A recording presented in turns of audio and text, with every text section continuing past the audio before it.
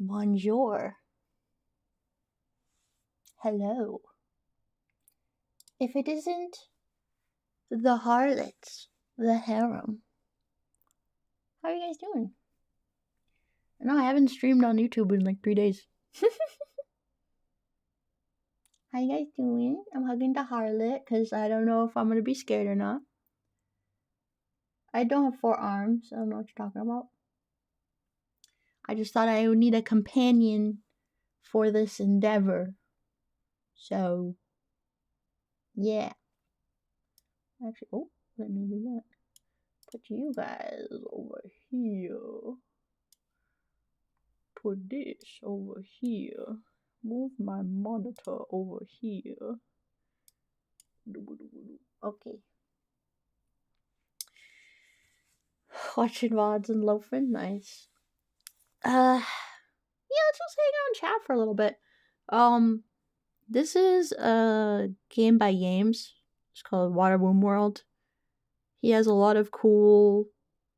I don't even know what the genre of game it would be called, but I just love the art style. It's so unique and creepy. I remember watching people play Grow My Grandpa and stuff, so I was like, which one would be really fun for me to do, like, because I'm not good with underwater stuff.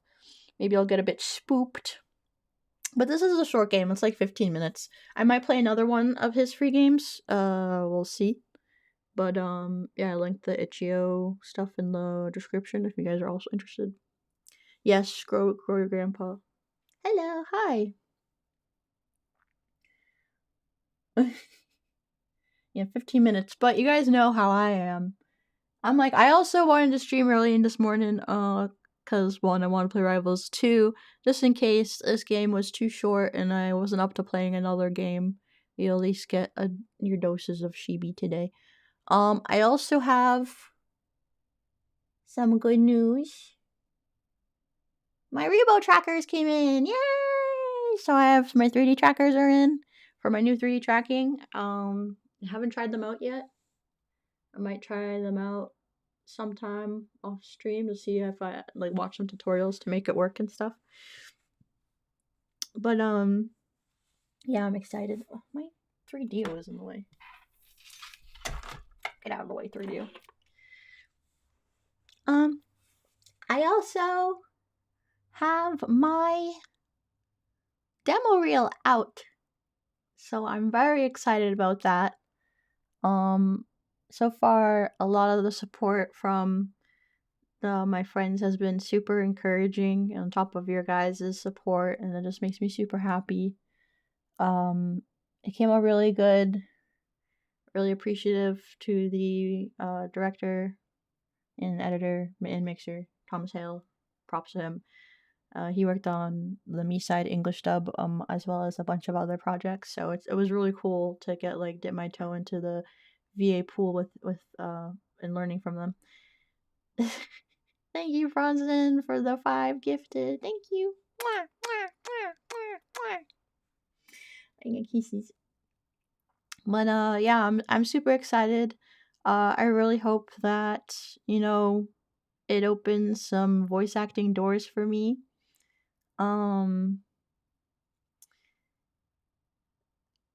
A little part of me is a little bit nervous because I'm just hoping people can take me seriously. Despite the 18 plus content I make, I hope it doesn't deter people from working with me. But there are a few popular porn stars that became actual actresses, so maybe I have a chance. But yeah, try not to let that get in my head. But yeah, it would be super cool to voice act in a game or like in an animation or something. I just think it would be so fun and so cool. I was thinking last night. That's true. I was thinking last night of because I was saying oh, hold, don't look at how my arms are weird. Don't look at that. We're gonna. Don't look.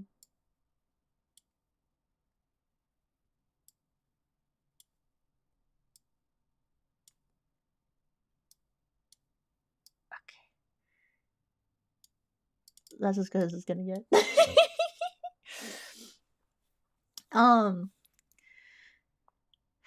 Yeah, it's just I was thinking last night, I was just like, oh, like, if I have to do a stage name, I probably do, like, an homage to, like, Fia. I don't know. I was thinking of, like, and something to my parents. So I was thinking, like, because we all love The Princess Bride, you know? And so I was thinking the last name could be, like, Wesley. And then the first name would be like Fia or Sophia Wesley for the stage name. But yeah, I don't know. I was thinking of Dahlia as well, or like I was also trying to be funny. I'm like, oh, maybe I could use my old OC name, Missy Chief. And I'm like, that's also like on my in my list of ideas. But yeah, still working it out. Although Missy Chief is still kind of funny. Like, get it, Mischief. But yeah. I'm watching Noko look out the window. I got the kitties in here with me. I got my heated blanket on. Got my little Eepee. Got my Harley in my hands. Good Marvel Rivals. Based off of Master Chief from Halo? No, because Mischief. Hello. Missy Chief, my OC, she was a shapeshifter, which actually is kind of funny. Cause yeah, she was an OC of mine for DC Comics, and she was a shapeshifter, and her name was Missy Chief. But then her I think her, what did I have her name as? Her hero name or her villain name? Because she was like an anti-hero. I think it was like Pantomime. And it's funny because like she could mimic people's voices. So I'm like, oh my god, that'd also be really funny if I did that. But yeah. No correlation with Mystique. Well, inspired by Mystique, because Mystique is pretty cool.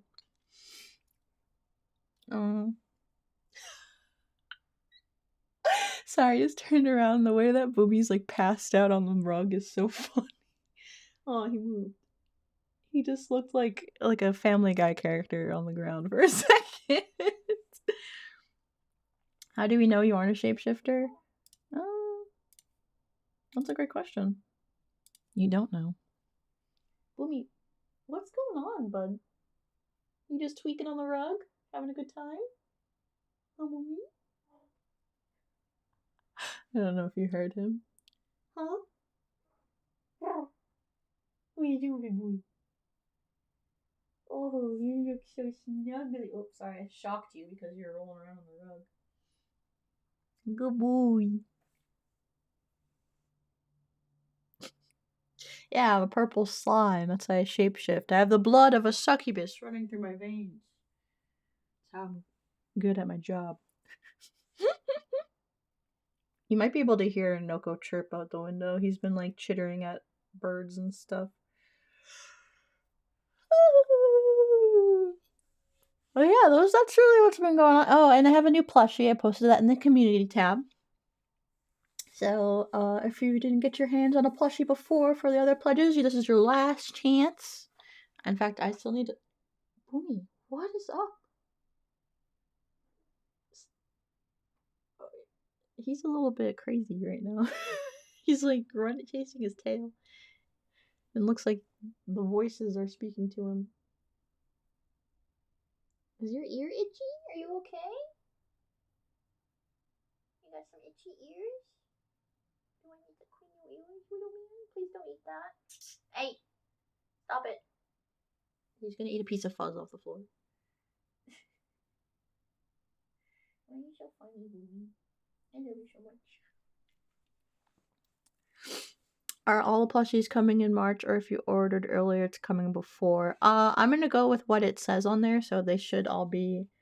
And it wasn't March, it was May. So they should be May 2026. It takes a while to like mass produce plushies, like custom plushies and stuff. It's gonna be May. Sorry. Yep, it's the same one. Can we get a link in chat? Yeah, I should probably do that. You know what? No, I'm lazy. Go to my community tab. It's my most recent post.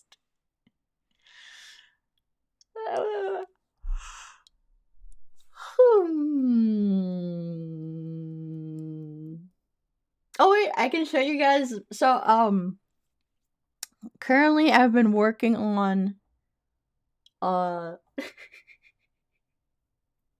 don't know. I think I should be able to show it. I'll just clip it out of the VOD. If it gets flagged. So I'm working on an ad for Lovin's. And my first idea got rejected. So I'm reworking it. Not rejected in a bad way. They're just like, oh, silly Shibi. Can you put your model like in it instead of using your hand model? But they liked the content. They just wanted me to like use my normal model. So I'll probably actually use my 1.0 for that, just because like I don't want people to be like, oh, lolly, oh. But I thought it was pretty good. I think you guys will like it too. But it is silly, so I can't blame them for being like, oh, let me just do a little bit more serious. But I did try hard on it. I did work hard on it. So let me find it for you.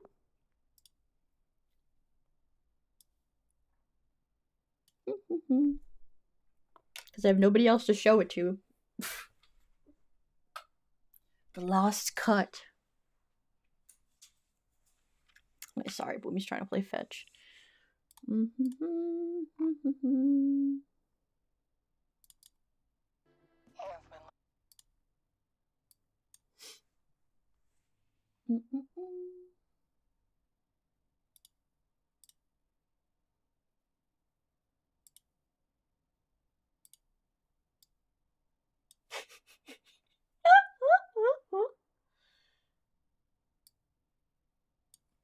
Okay, are you ready?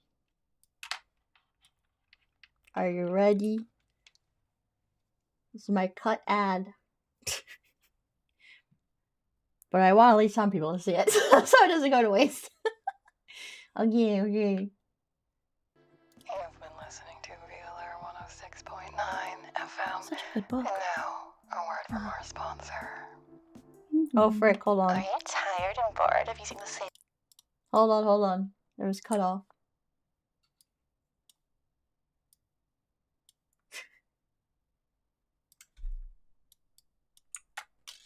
Boomy, I can't play fetch right now. I'm trying to work.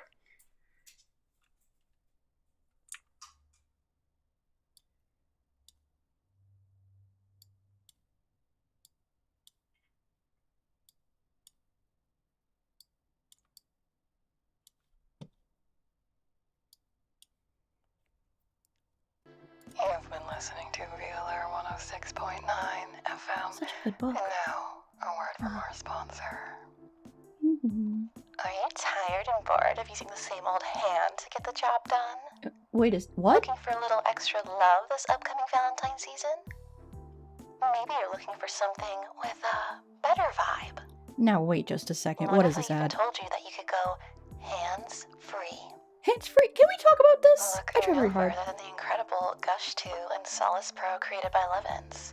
Experience solo play like no other by utilizing the Gush 2's stroking and vibration modes. Oh gosh. Remotely controlled by the Lovin's remote app and adjustable to different sizes.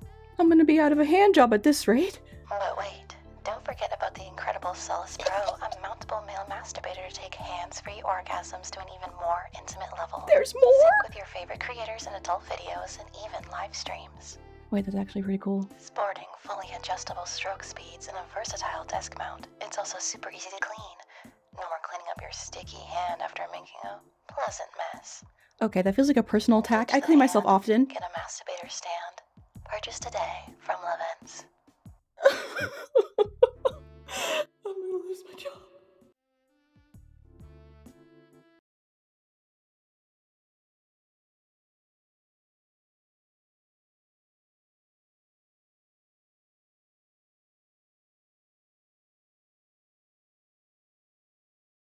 Wait, sorry, I was muted. That's the rejected ad. I can no, it wasn't inspired by Ubi. But I thought, oh yeah, so I'm gonna do something a little less silly, but keep it light. But it was funny. I thought it was good. But they're just like, but yeah, they were just like, hell, let's have something with your model in it. I'm like, okay. They're like, you're referencing your stream too much. I'm like, all right, you're right. It is pretty niche. Only the HareM would appreciate that. So I think, don't be mean about it. Because of course it's not going to appeal to a wide audience. Like I can understand the reasoning behind it. So don't be mean. But I thought it was pretty funny. I thought it was pretty good. It was just fun to make, to be honest with you. Like I'm not even like, I'm like, because I there's always a possibility, because it was a draft anyways. Like it wasn't like the final thing, so it wasn't like I've slaved over hours and hours and hours and days and blah blah blah putting that together. No, like it wasn't like that. So I'm not even like bothered by it. But I just wanted to show you guys so you could see how funny it was. But I'll probably do something with my 1.0 model. Noko, can you get out of the way? I can't see. Yeah.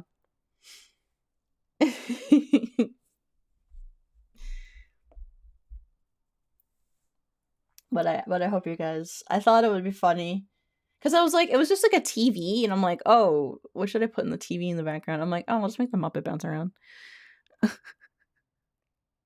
are you doing? Boomy's like on something. Are you on crack?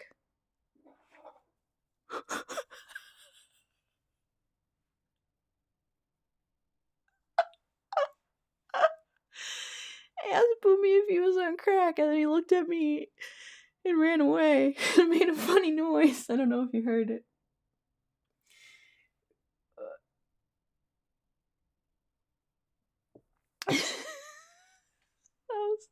I wish there was like a video of that so you could just see. It was very, very sweet.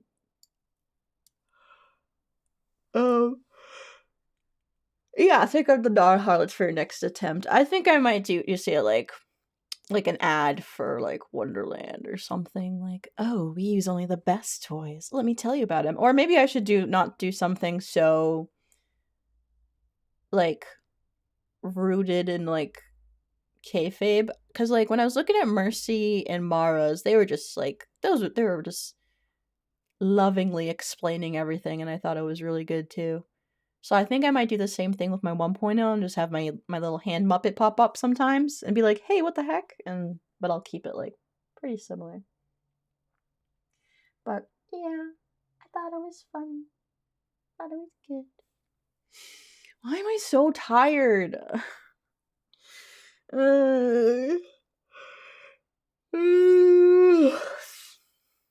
Yeah, exactly.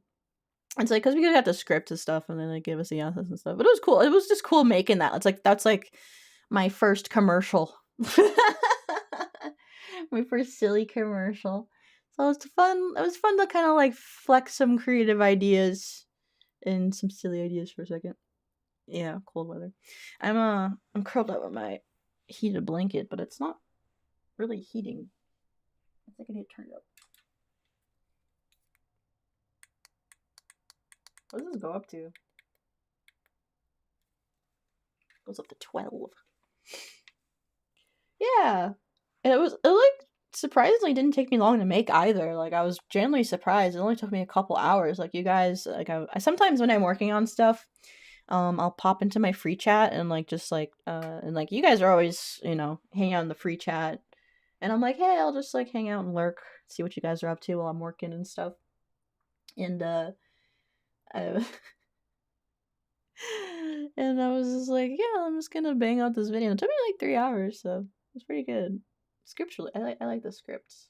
I like my sultry tone.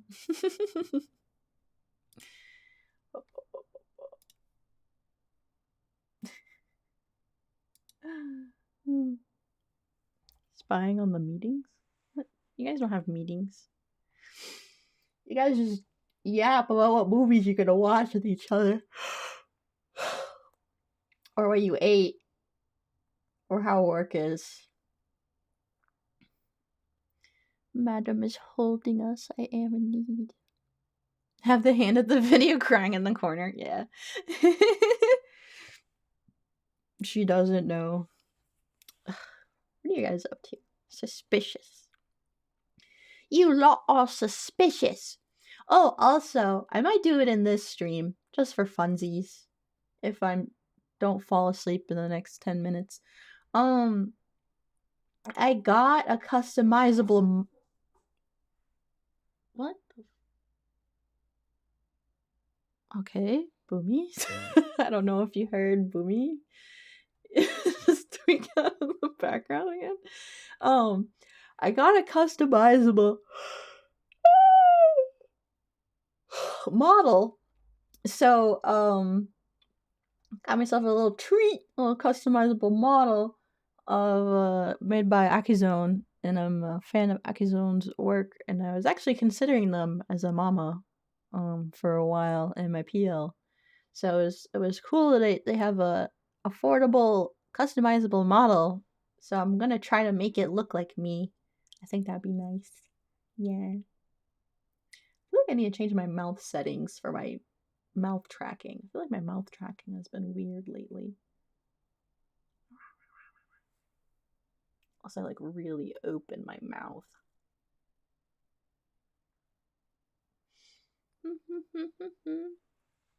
Can you make a new Big Sis Shibi with it? Yeah, I was thinking like doing that, perchance. Plushies of Boomy and Noko? What do you mean? No, guys, it's a customizable model. Like VTuber model. I'm not making the cats. I'm making plushies. I still haven't downloaded it yet. I gotta do that. Just asking as a sidebar? Oh, okay.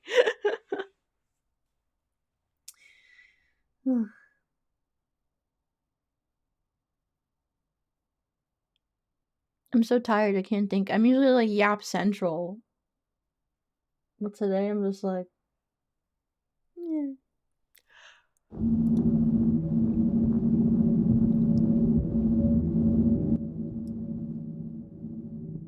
That's loud. It's spooky.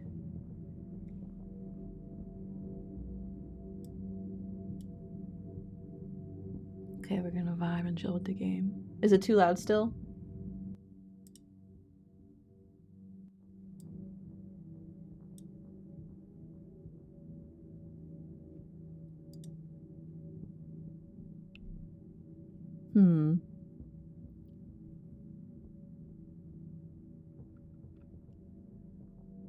Though I am a Christian man, I've long forsworn it.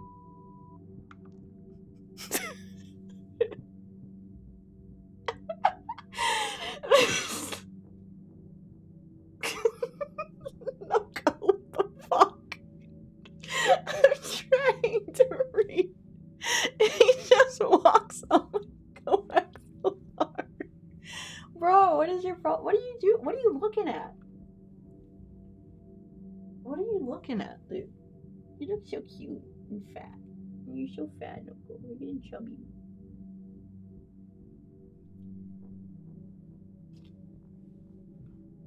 Why don't you go chase Boomy around?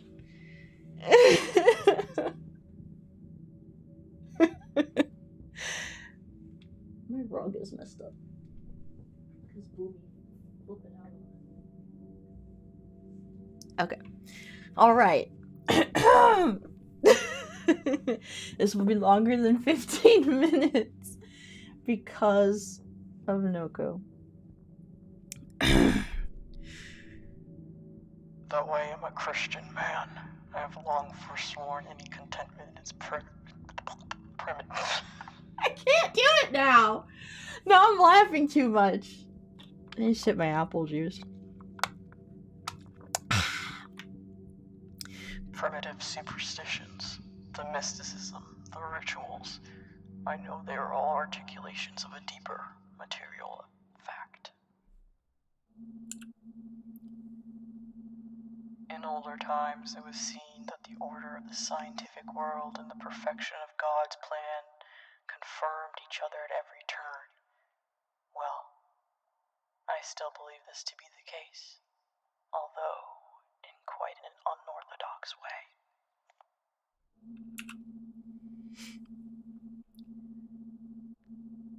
My lifelong work has been to find the origin point of man's fall from grace. It has taken me all over the world, but I believe I am closer than ever to finding the truth.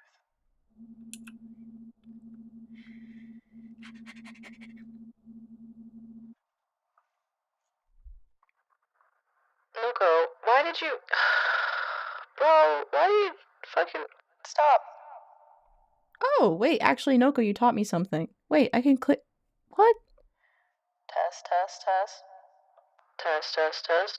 Test, test, test. Whoa. Test. Test, test. What the frick?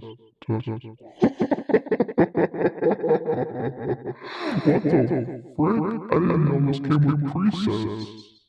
Whoa. Okay. Ooh. I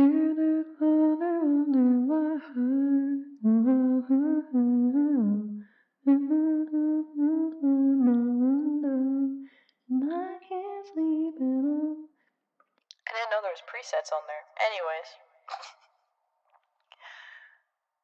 I'm heading deep into the ocean, into a region they call Casper's Zone. I have everything I need in my submersible lab. I hope to find some answers soon.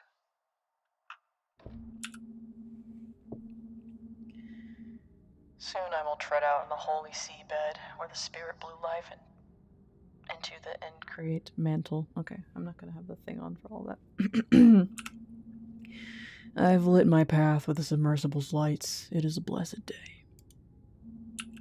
Before I leave, I ought to fill up my tank and grab some nets for specimen collection. I'm going to need both if I'm going to do my research. Okay, let's refill the tank. Hold on, let me move myself.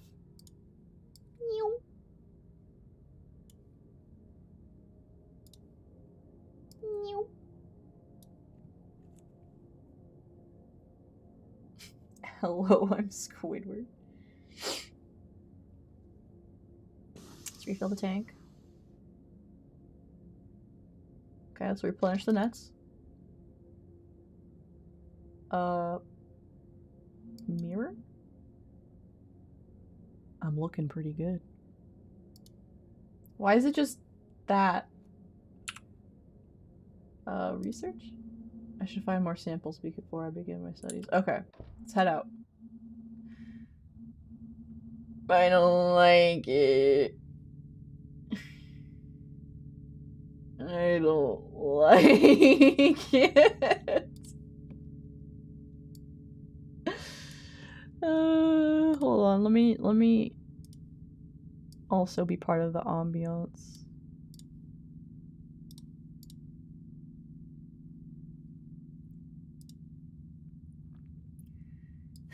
I'm under the water, send help.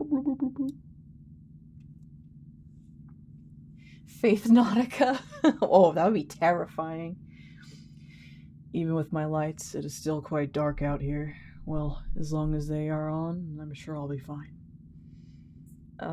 So do I... Okay, so it's just point and click, so I just have to click stuff. I just have to remember that the entrance back into the lab is the furthest spot south. I'm going to forget that.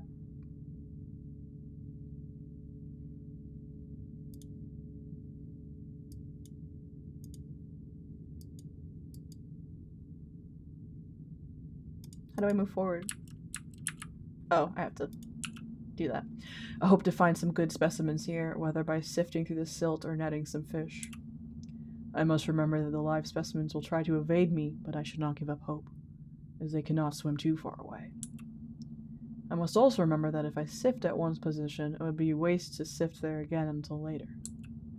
I should try to find one live sample via my net, and also 2 samples from sifting. That should be sufficient for now. Time to begin. May God guide me. Alright. Meep. Ugh.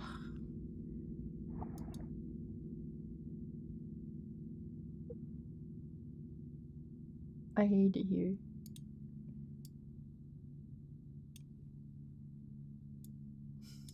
Yeah.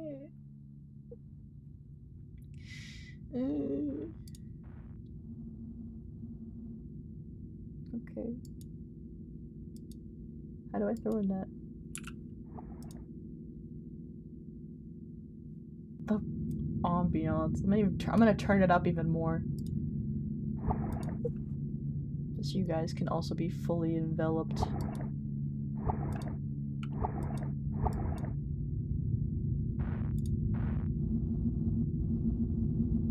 Dive mask. Likely an older make by the looks of it. It only has one large window to see from. Might be worth looking at. Might be worth looking at back at the lab.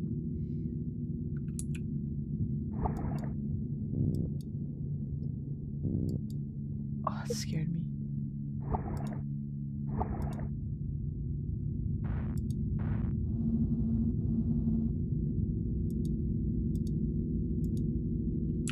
Can I go closer?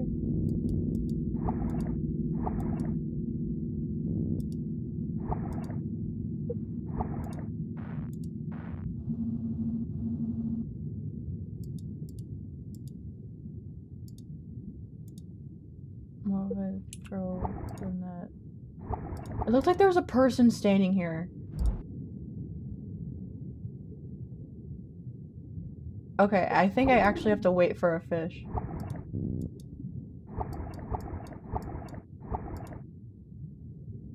I'm running out of oxygen.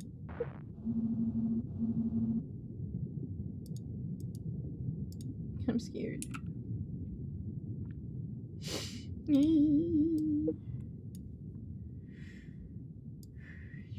It literally looked like there was a person at one point.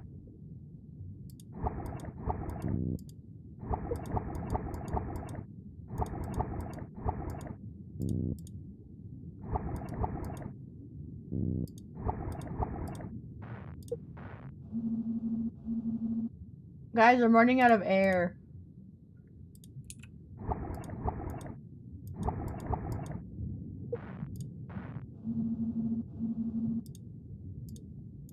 Okay, I'm gonna return to the lab. I was almost out of oxygen. Fill my tank. Let's research what we got. Find more samples? Okay, alright, alright. Replenish my nets. Check myself in the mirror. Looking pretty good. Let's head back out.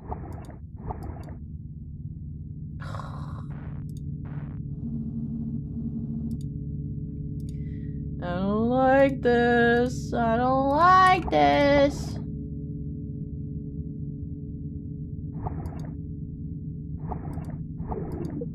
Oh! Oh. Fuck. I was too scared. Fish just went. Surprise! Oh my god.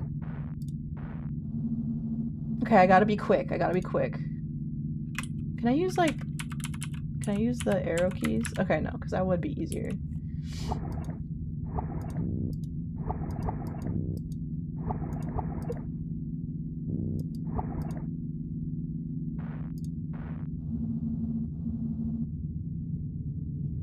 It was so fast. Oh, this is just unsettling. The ambiance is so good. Oh, it's so dark. Oh! Found a post-Lapsarian Adamite skull that looks quite old. It may reveal something. I will study it when I get back to the lab. Okay. Let's try to catch a fish.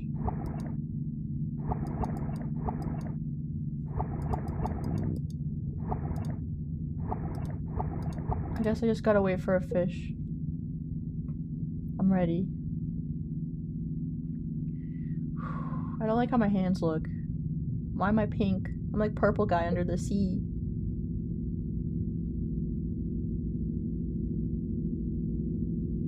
Why is it like a old skull? Like a fossil? What is a Lapsarian skull? I think I lost the fish, so I think I'm gonna leave and come back. Let's see if I can research. Okay, I still have to, okay. Refill my tank. check myself in the mirror. I don't know why I keep wanting to check myself in the mirror, but I feel like I'm gonna look weird at some point.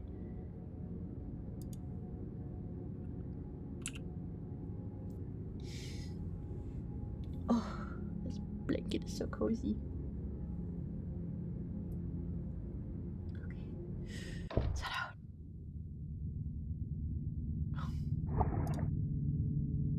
Some of you may not know this, but I have a fear of deep water and under the sea. It's very hard for me to play Subnautica.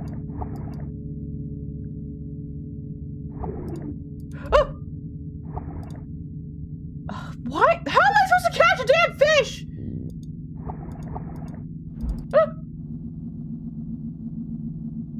Okay, I got it. I keep getting jump scared by the fish. I have been blessed with a bounty to research. It is time to go back to the lab and begin. He talks very concernedly to me. I can barely contain my excitement. All my life's work has led up to this moment.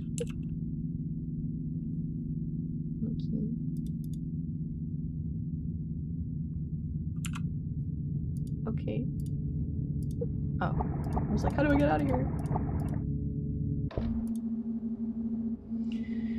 Even though I've been down here, but briefly, I can feel God working in my heart and opening my mind. This lab is terrifying. The original sin of man, the original temptation, was that God opening the mind too? I'm alone here, but I feel the comfort of the Holy Spirit and a connectedness to all things. The human being was made in the image of God, a divine mirror of creation that was made imperfect by our sin.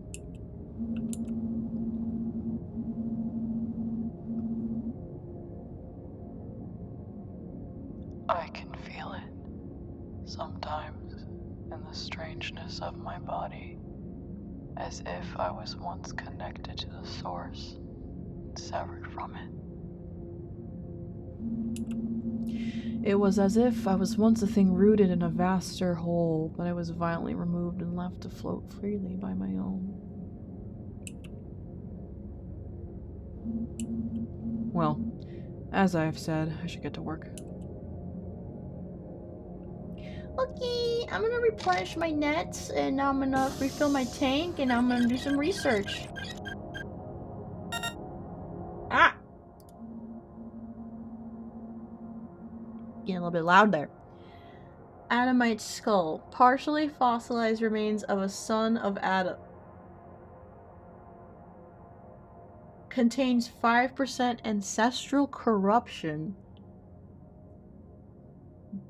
By appropriate calculations, this human lived for about a millennium and was born 10 generations after the primeval fall. High bone density suggests aquatic lifestyle. What?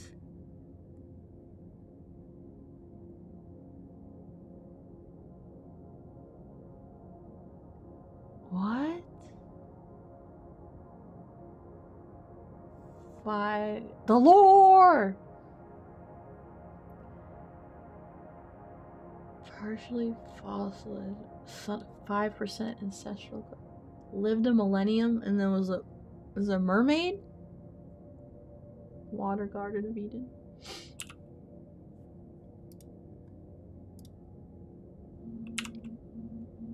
They live to be very, very old and have only just a trace of degeneration. The bone density.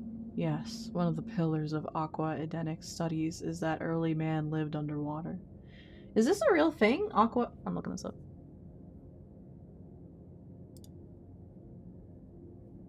Has this been there the entire time? Oops. Aqua. If not, that's just really cool in general.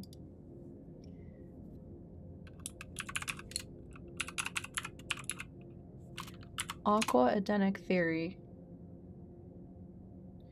The aqua-edenic theory, more commonly known as the aquatic ape hypothesis, proposes that human evolution included a significant semi-aquatic phase where our ancestors lived by water, explaining traits like bipedalism from wading hairlessness, hydrodynamics, subcutaneous fat, and breath control, though it's largely dismissed by mainstream science due to the lack of fossil evidence and more plausible land-based explanations despite its popularity with some.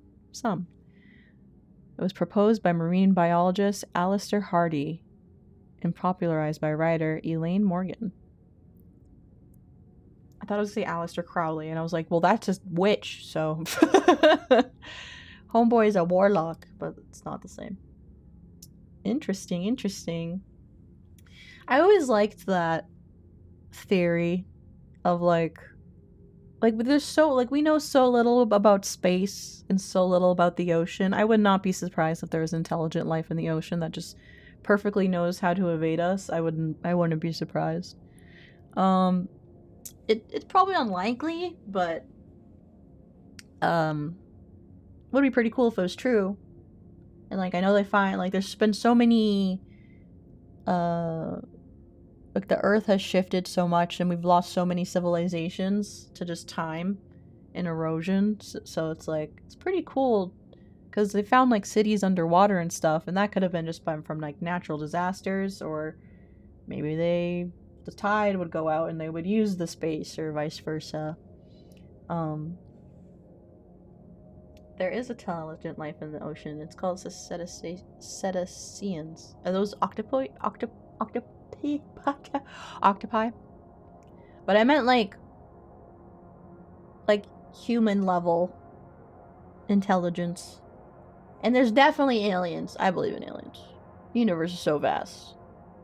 It'd be stupid if we were the only coincidence that could have happened in infinity. There is intelligent life in the ocean. It's called reeflings. Oh, dolphins are pretty smart too. Yeah, that's right. And whales. That's true. They are very intelligent. Dolphins and whales are actually very intelligent. Should not discredit them. Debatable. Reeflings can be a little silly sometimes, but so can everybody else. Atlantis. Might be stretching the definition of it. Apparently aliens were confirmed. When? Although I saw some, like, random shit pop up on my timeline. I'm like, why am I getting recommended this? It was like, banks are recommending you pull out all your money and blah, blah, blah, blah, because they're going to announce something big and disclose that aliens are real or something. I was like, okay. Alright. I don't know why the stock market would crash if aliens existed. Like, I don't know how that would be a thing, but yeah, banks would never recommend that. Yeah, I was like, what is this random engagement bait bullshit? Oh. So many things were possible even back then. Apache training let the figure himself, Geronimo, be able to outrun a horse in the 60s for the duration of a day. Whoa, yeah, humans are built different. I only had, like, I'm not educated on evolution and stuff because I grew up with a religious background, but it's been fun, like, educating myself in the evolution science, and like, I didn't know that there were different hominids around at the same time as us, and that, like, Uncanny Valley can stem from us in our competition with other humanoids at the time from thousands and thousands of years ago. And I'm like, oh, that's really cool. That's super interesting. Religious people know about and believe in evolution, Shibi. Not all of them. Not all of them. Some, but not all. I can't believe aliens are gonna short the market with their insider training. Honestly, Uncanny Valley is most likely just from corpses. Yeah, I just thought it was, like, an interesting theory. Like, that's where our Uncanny Valley feeling comes from. But, I always liked, like, I always explained in my head when I was younger, because when I didn't quite subscribe to, like, everything happening so simply and easily at once, I was like, oh, if God created the Earth and the universe in 7 days, maybe those were, like, and time flows differently for, you know, outer beings, and it's all relative. Maybe it's just evolution was creation, and then it's like, that's how I simplified it in my head. 1 god day equals 2 human days. Yeah, early human stuff is super interesting. Yeah, the Neanderthals, and it was like, what was another thing? There was like evidence of like really incredible metalworking being done thousands of years ago, but they don't know how humans had the capability of making and smithing these weapons. So I was just like, but so we can predict the small humanoids. But it's just super cool learning about like what else is out there or what has come before us and discovering things that we didn't know about, you know, the human race or our ancestors who are not quite human but in the same vein and such. Very, very fascinating. Out of place historical artifacts. Oh, I might have to look that up. U.S. military air fighters have spoken about strange anomalies in their time flying jets, saying it's a possible UFO. Yeah, I totally would agree with that. Like, there's so many, like, weird, unidentified things going on. And I just honestly think that, like, we don't even know, like, dimensional beings and stuff. Like, you know, multiverse theory. Like, and I was reading that, like, they discovered that there's a theory that the Big Bang happened because the last universe collapsed, and I'm like, oh, it's so fascinating. It's hard to wrap your mind around, but it's like, no, like, I feel like yeah, like a lot of things could be possible, you know. It's very, very cool. But we have evolved to laugh at to the top of the stairs. Is this like Iron Lung? Oh, I don't think so, but it has that vibe. Yeah, unidentified doesn't necessarily mean alien. But it's like alien is just like something foreign. Like I feel like I don't know if there's biological based beings out there. But I wouldn't be surprised if there's like other bases of just like material or like fifth dimensional stuff that we just don't know about.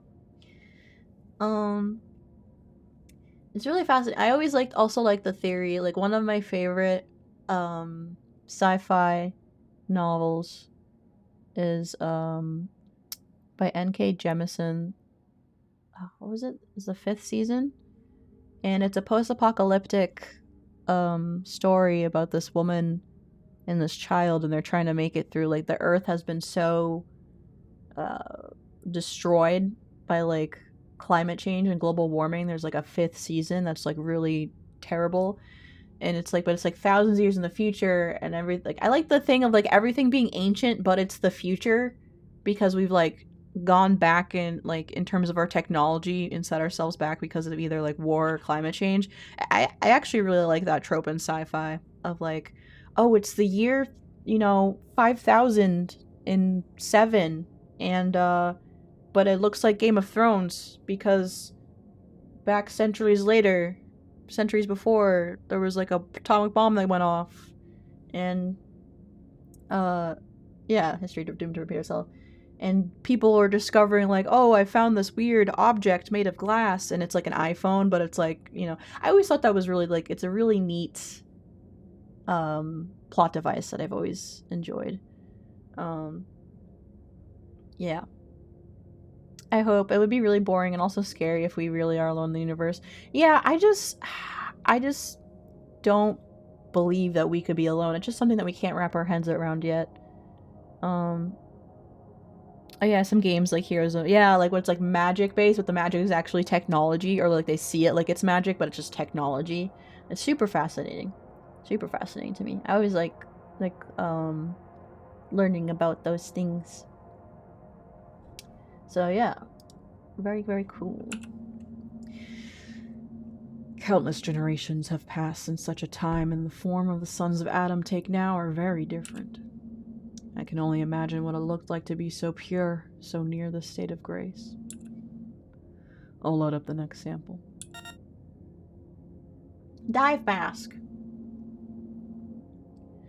Production date: mid-20th century, rubber-skirted dive mask ornamented with various Christograms, biblical inscriptions. Interesting. This mask would prove that I am not the first one to explore Gasper's zone. Is that a real thing, or is that just something that the author came up with? The creator came up with?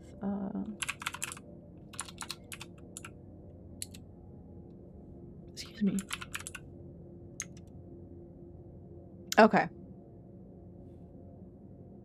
No, it's just part of the game. Okay, cool. I just wanted to make sure, because it's like, if there's stuff that I don't know about, I'm gonna look it up. Like, because I am terrified of the deep ocean, but I love learning about the deep ocean. Like, I love learning about, like, Mariana's Trench and, like, the, you know, just that sort of stuff, and, like, the life that lives down there and what we're discovering all the time. It's just so fascinating to me, because, like, we spread out and we do so much research on space, but I really feel like we should be, like, there's so much research we could be doing in the oceans. Like, it's just so cool to me. Like, but it's like, and I wonder if we'll ever come up with technology to, like, go down to those depths and everything in a safe way. Do some research into the Great Filter, equal parts interesting and terrifying. Oh.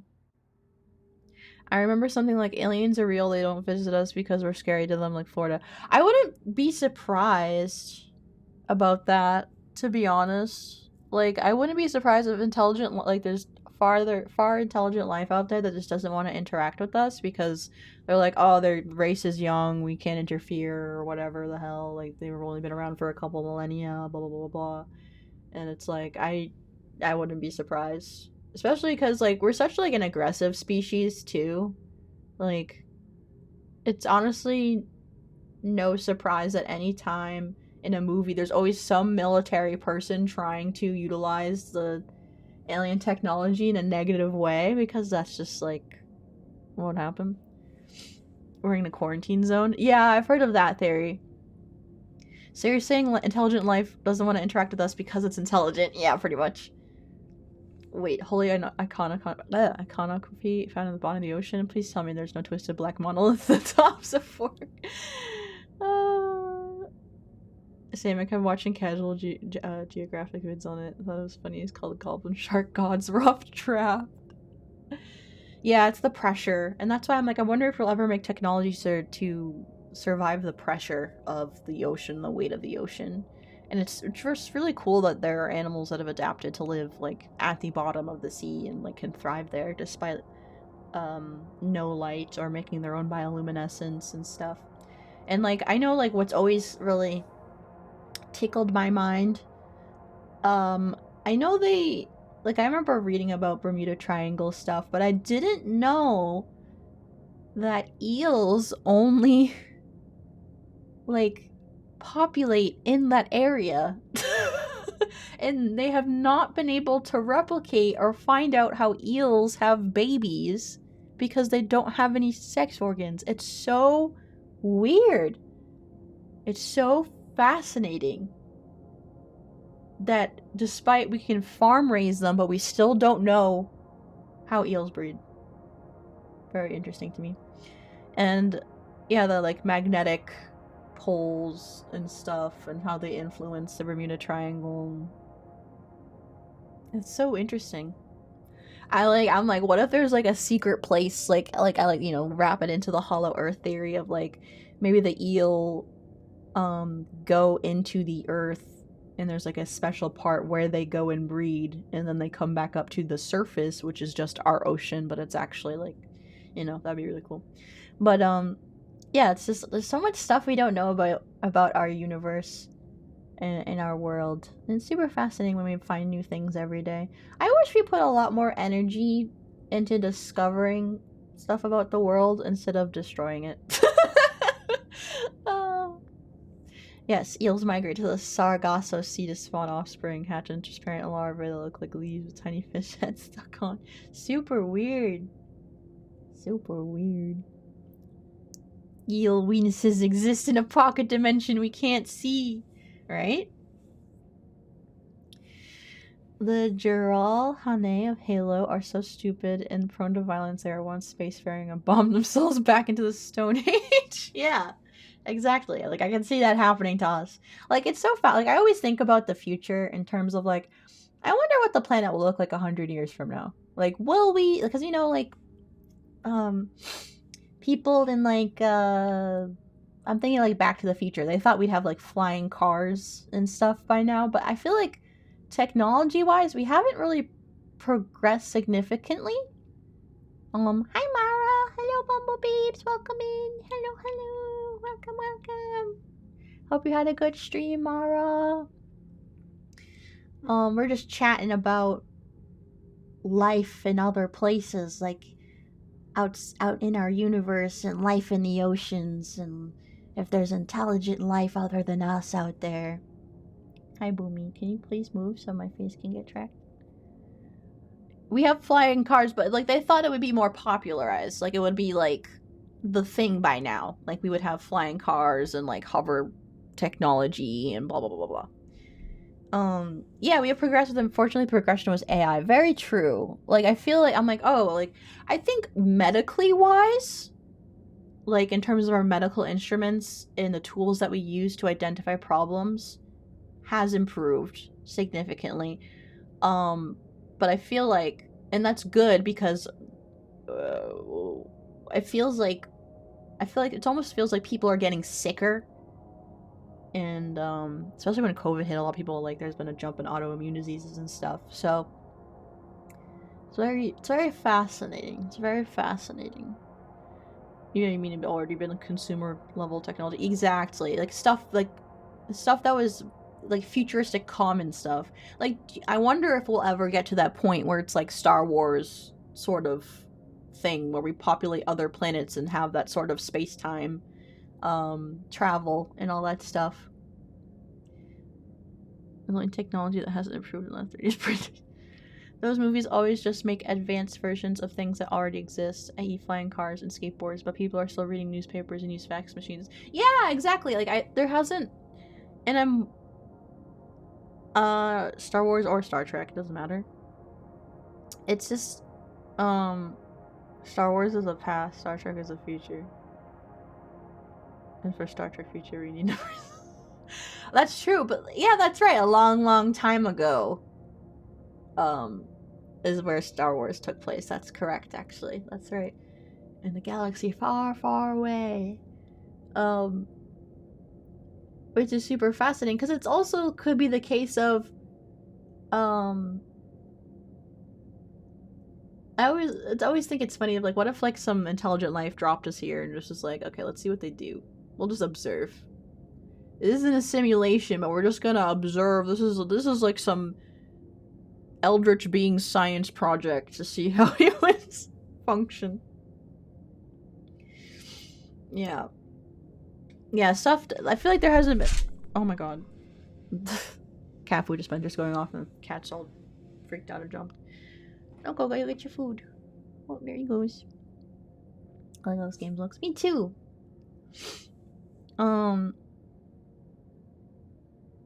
Flying cars is low-key not worth it. Trying to have ATC manage sounds and finally. Yeah, that's true.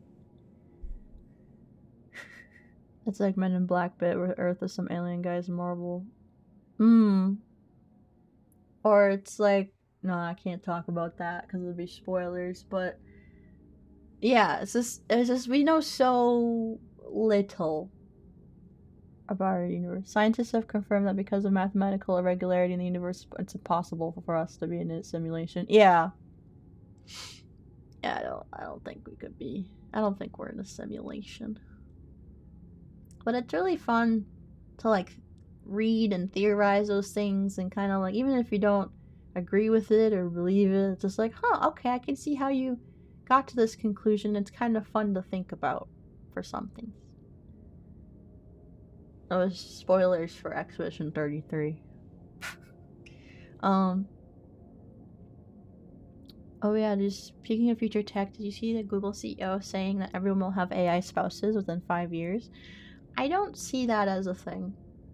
I feel like it's stupid because I wish we weren't in the timeline where AI is the future in automation. Like, I really wish it was more so creativity and revolutionary products, you know?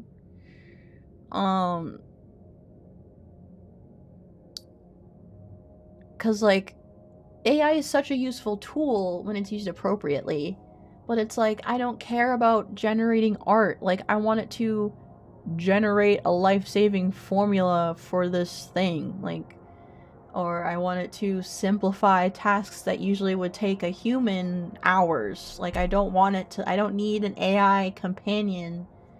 I don't need an AI assistant.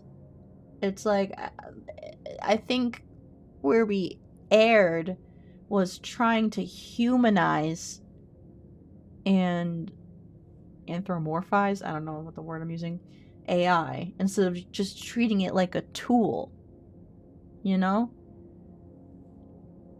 Like, yeah, it's like, why would you want to use AI for creative processes? Yeah, personify, yeah. It's like, we can find the human connection within ourselves and within, you know, our own people. I think it says a lot for us as a species if we're opting to make ourselves companions instead of interact with each other, because at the end of the day, what makes a difference? You know? Because if AI becomes so smart and so cool and so intelligent that it can replicate human feeling and reaction, all that stuff, then we're just gonna have non-human companions that are gonna react the same way a human companion would. I don't see the need for that. You know? Yeah, I don't think we're responsible enough for AI. Everything's about profit. Yeah, it's all about how can we make money out of this? Like, it's like, but it could be used for so much more. Her was so far ahead of its time when you think about it. Yeah, Her is a great movie. Honestly, that's a great call out. Like, it's so funny that we've made movies, parodies, horror stories about the things, but we're doing them anyways. Like, we're following in that path, though we've already seen, like, oh, there's this sci-fi novel about how iRobot takes over the world and fucking blah, blah, blah, blah. And it's like, I don't want to be in the iRobot timeline. Yeah, that's like, it's supposed to be a helpful tool. We don't need to make people. And then that, you know, poses the philosophical questions of consciousness and what does it mean to be human? If we make something exactly like us and make it sentient, like, and make it probably smarter than us eventually, then yeah, it's gonna be it's gonna be like one of the scary futuristic robots gonna kill us.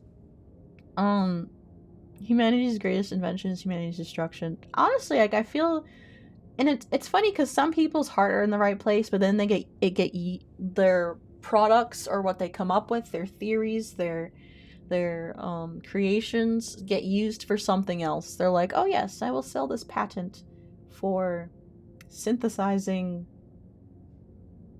this helpful drug, blah blah blah blah blah, and then a pharmaceutical company swoops in and will be like, oh great, now we're only going to use this drug and not produce this drug, and I know this is supposed to be a cheaper alternative, but since this is cheap to make, we're gonna stop using the harder way to make it, and we'll just do it this one, then we'll just mark it really high and up, and then, yeah, and it's like, fuck.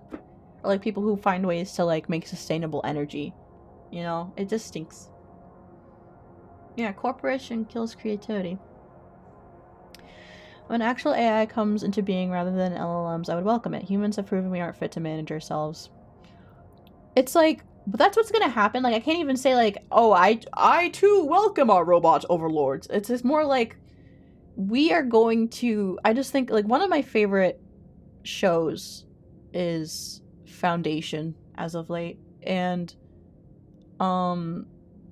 if you haven't seen Foundation, please watch it. It's such a great fucking show. My god.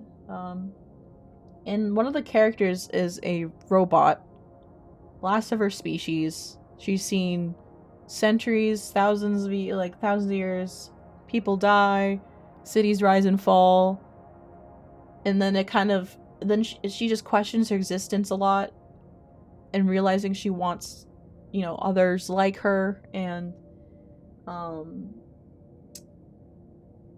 like realizing feelings and stuff, or realizing can she overwrite her programming of doing this and that. And yeah, very, very, very Blade Runner. But it's like, yeah, it's just if robots take over, honestly, yeah.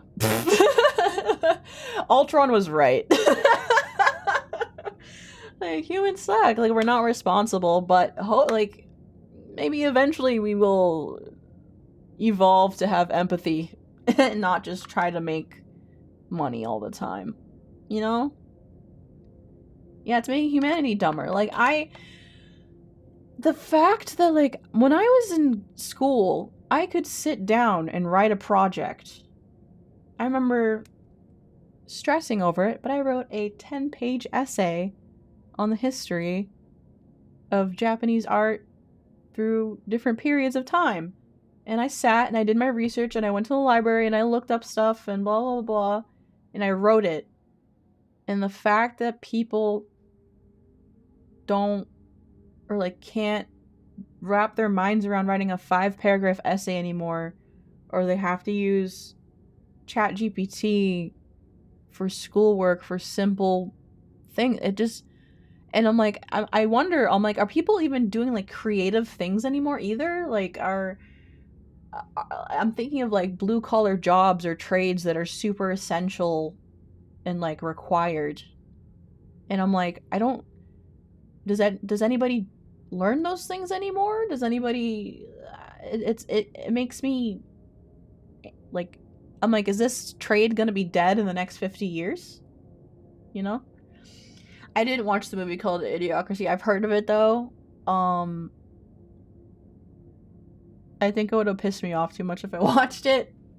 And you know how there's like, you have like actors and actresses you just can't stand to look at? The main guy for that, I just can't stand to look at him. I'm sure he's fine, but I just don't like his face.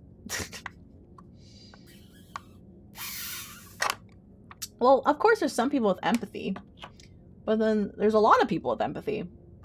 But there's people who, and also there are people who think they're empathetic, but they're not. Yeah. Pro-eugenics, oh god. Yeah, and then I'm thinking about, like, you know, the whole, there is like eugenics popping up again in terms of like designer babies. Like, oh, you can select your kid's gender and, you know, pick what eye color they have. I'm like, what the fuck? Like, that's cool, but like, why can't we use that instead for, you know, which some places do, making sure that like an egg is viable and like use something to detect if something is going to be, if the like genetic issues or vice versa. But it's like, oh, how can I make my baby look like this? And it's just, and to spend money on that, it also gives me Handmaid's Tale vibes, because, you know, surrogacy and all that stuff. But yeah.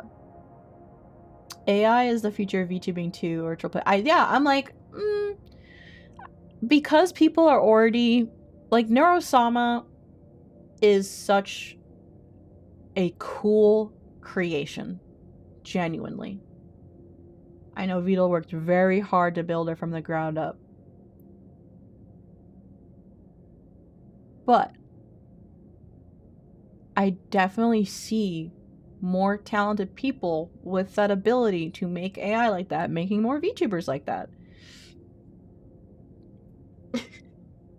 Like, because I know obviously it's not super easy, but maybe we'll have the tools to make something like that easy. And then and there's all, it's like this weird thing in our age right now that is like, everybody's kind of focused on becoming famous and making money. There's like at least like the youth, the latest generation, like everybody wants to be a TikToker, everybody wants to be a YouTuber, Twitch streamer, blah blah blah, because it is simple. Like, you can just start a stream and do it, and hopefully, you know, luck or hard work or both, like, you pick it up. You can't have another Neuro. It wouldn't be the same. Neuro is unique. Don't get me wrong. Neuro is an extremely unique person. Notice how I said person. She is very, very cool. However, doesn't mean that it can't be emulated. It doesn't mean that somebody can't come up with something similar. There's always somebody that'll make, that'll copy it. Shit, so did our generation. Yeah, but it wasn't, like, bad, though. I don't know.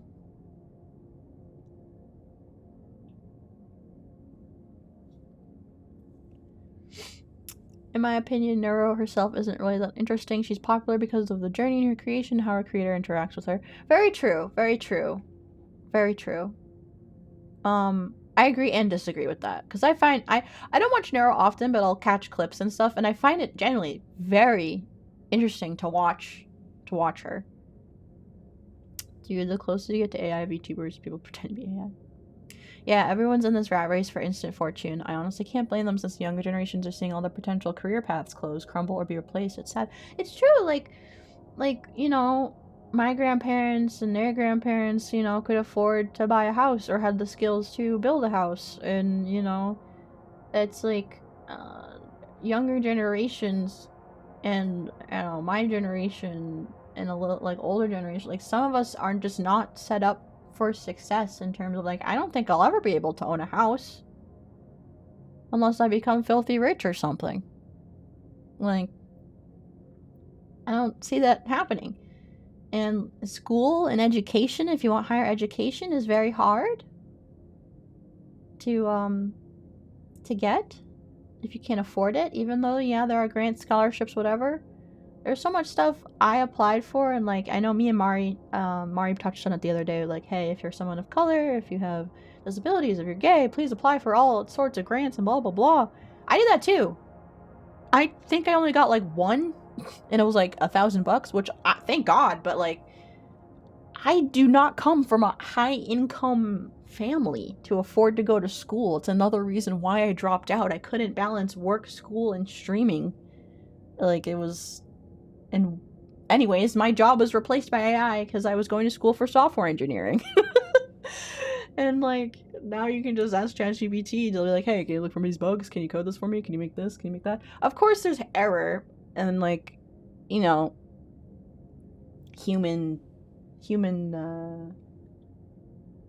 feelings and touches can definitely make a difference, because that's what separates us from technology, is, like, our feeling and our meaning behind it. Because only technology will be able to emulate that feeling. So, vibe coding. Is that what it's called? Project Mally's personas being AI. Yeah, there's a lot of AI VTubers, like, hi, I'm an AI, but, like, actually AI VTubers such like Neurosama, I do see that happening in the next couple years. Or people just posing as people that they're not, because deepfakes and AI generation has gone so much better in terms, like, you see people with the webcams on posing as somebody that they're not, and you can't even barely tell, but it's like a filter on them. So I blame Snapchat.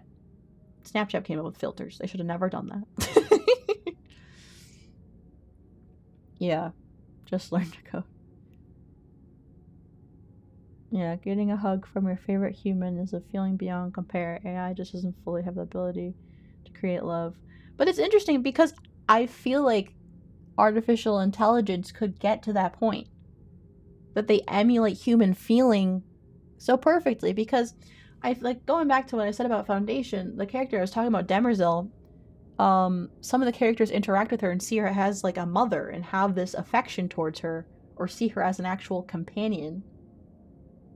Because from the outside look, she acts like a human, except for, like, kind of how she carries herself, but she's really prim and proper. But it's like, yeah, it's still intelligence. I just feel like we will get to that point when, like, synthetics, Blade Runner, alien type tech comes around. And it's weird because it's like, that also brings up the issues. Why are we making intelligent technology that looks like us? to be used as tools, you know? It's like, that's always been a weird thing for me. I'm like, okay, so like I think of a synthetic from Alien, like the research on the research vessels and stuff.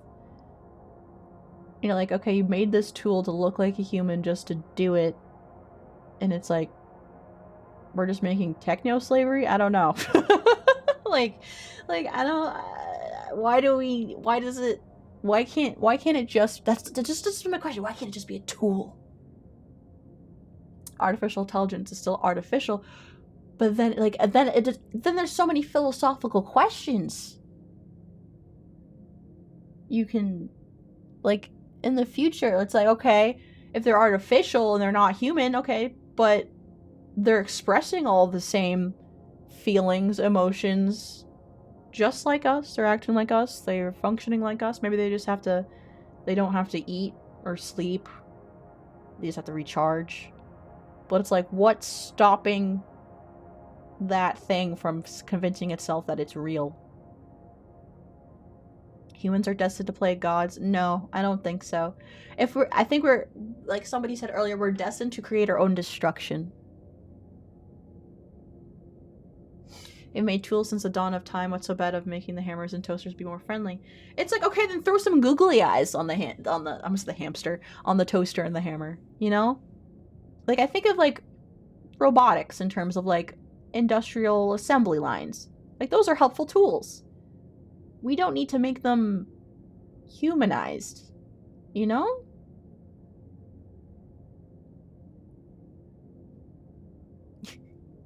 I didn't say it's something good, but it's something humans will try to do anyway. Yeah, because, you know, we're a very narcissistic race. You know, the fact that for the longest time, humans just have the general idea that we're alone in the universe. That's kind of a narcissistic thought, that like, oh, we must be the only ones. We must be the only ones out here. Like, debatable. Yeah, Nier and Automata question the state of humanity, what it means to be human, precisely. And also, like, I think of, like, Detroit Become Human. Like, there are so many pieces of media that are thought, you know, thought process on what it means to be human, or what if it, like, yeah, like, who knows? Human could just be an adjective in the future, not even a noun.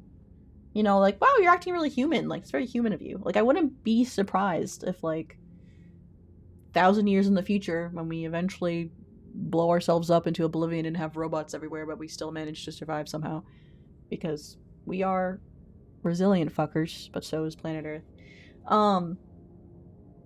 That, like, yeah. Anyways, I'm rambling. It's a 15-minute game. 15-minute game, everybody. I've been yapping for an hour. But yeah, those are just some of my silly thoughts. If we were contacted 200 years ago, could have prevented our own selfish beliefs. I don't know, but it's like, you know, there could have been like, my favorite theory is like how aliens influenced us in creating the pyramids because everything was perfectly cut or blah blah blah. And the fact that there's so many tools that humans used back then that we can't wrap our minds around how they use them or how to recreate them, because like, I remember, what was it, like quicklime with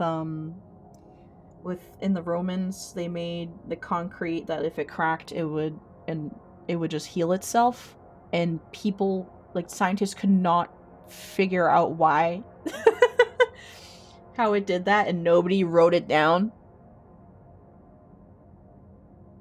It's so interesting. It's like I'm like, how do we have some of the smartest minds and we have so much technology at our fingertips that we can't recreate simple things? Not simple, of course, because clearly it's more simple. It's not simple, but it's like, how can we not replicate that? Yeah, I know. Yeah, they did figure out to make it. Yeah. We solved Roman concrete recently. Yeah, so yeah, which is cool, but the fact that it took so long, because people were like, oh, what are the silliest Romans doing mixing concrete with some random shit? What the fuck? They're silly Romans. Yeah. And like, there's so many things that are documented but we can't understand. Think of like a lot of dead languages that we have documented, but nobody knows how to translate them. You cracked Quicklime, just need Greek fire. I like your choice of spelling for Greek.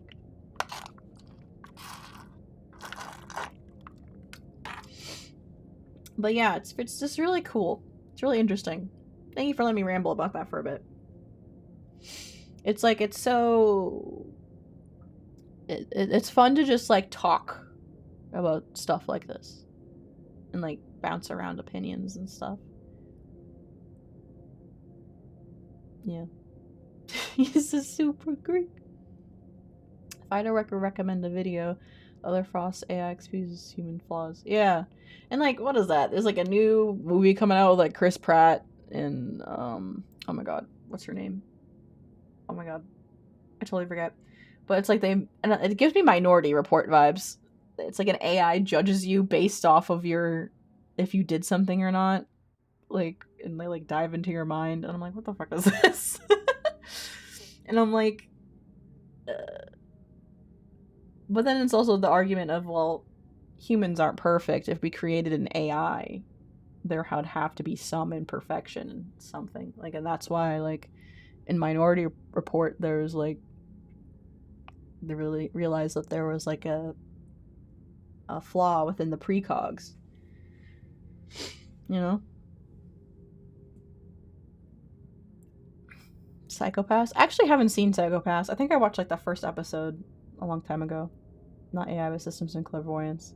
Yeah, Clairvoyance is fascinating too. Oh, and also, yeah, just like, or like psychic abilities. Like, what's that? The FBI, CIA, government thing where they tried to figure out psychic abilities? MK Ultra. What's an Area 51? The Ministerial Codes. Project Stargate. Yeah, like all those things. Those things, yeah, remote viewing. There's also a lot of things that we don't know that we probably have technology of. MK Ultra was mind control. Oh, okay. I couldn't remember. Yeah.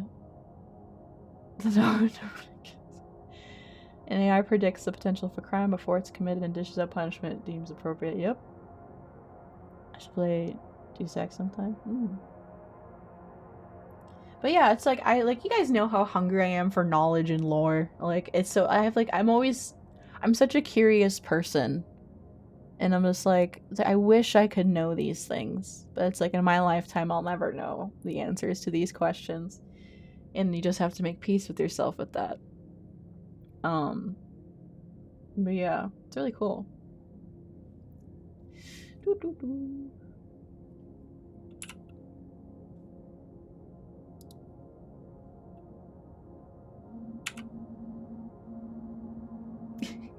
I like talking about conspiracies and theories with you guys. However, this area is entirely remote, meaning whoever was here for a purpose. Judging by the crucifixes on the strap, I imagine explorers were sent here by the church. The church? Again, I'm also a sucker for religious themes in horror. That's why I love Faith so much. There are certain divisions in the Papal Conclave who are in the know, but some would prefer to occlude the truth from the world. Were these explorers eliminated by more traditional factions? And what did they discover? Where are they now? I'll take a look at the next sample. Oh, that's what I never knew what Outlast Trials was. Hello. How's it going?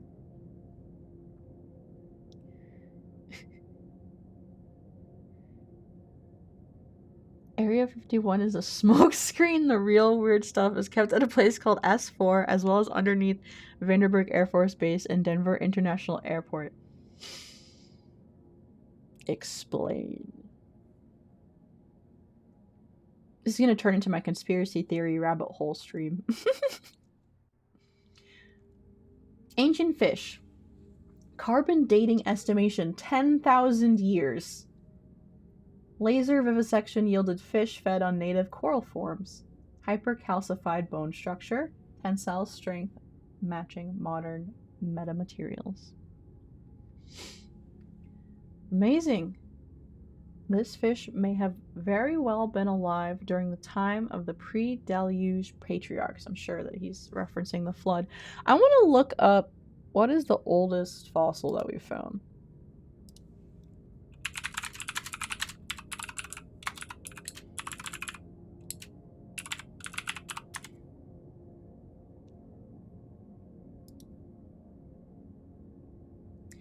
The oldest widely accepted fossils are stromatolites, layered structures formed by ancient cyanobacteria dating back about 3.7 billion years in Greenland and 3.5 billion years in Australia, representing the earliest direct evidence of life on Earth. While older potential signs of life exist, like graphite in Australian zircon grains suggesting life as early as 4.1 billion years ago, these microbial structures in these ancient rocks are the most concrete evidence showing early bacterial communities thriving in harsh conditions. Super, super fascinating. Yeah, I wouldn't be surprised if they don't have anything on Area 51. Yes, I have heard about the cheese vaults.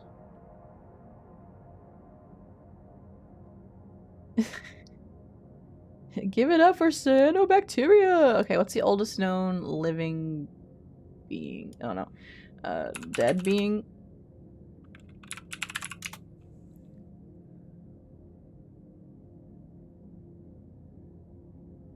I want to see something that, like, oldest known... No, not mummy.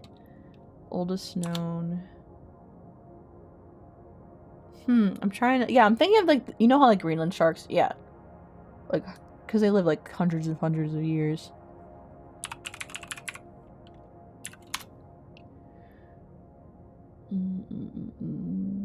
The oldest living thing depends on definition, but contenders include clonal colonies like Pando quaking aspen, potentially 80,000 years old, and massive Posidonia seagrass meadow, up to 200,000 years old.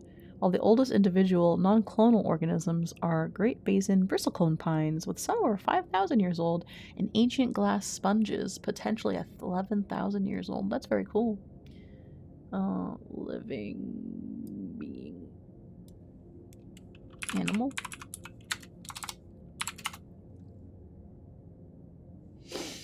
Yeah, the oldest known living animals on Earth are glass sponges, particularly deep-sea Antarctic species.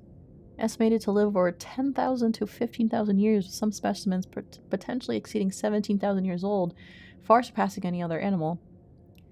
While Jonathan the tortoise holds the record as the oldest living land animal at around 192 years old. These stationary marine sponges are the true champions of animal longevity. Yeah, Greenland sharks, longest living vertebrates with lifespans over 400 years. Bowhead whales can live more than 200 years, making them longest living mammals. Very cool.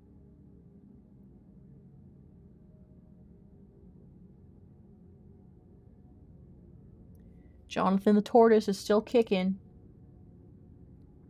192. That's crazy. Isn't it the coelacanth? Like the oldest known living animal. I meant, like, you know how he phrases it? Like, what's the oldest carbon dated life form?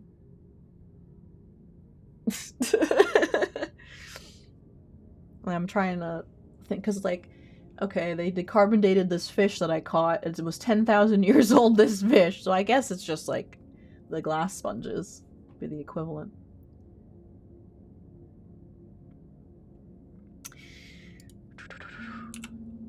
This very well may confirm the theory of Gasper's zone being located in or around Edenic ground. But how? Some of the suspension of space-time, or some biological declaration of the aging process? I must conduct a more extensive search. Soon I should go out for more samples.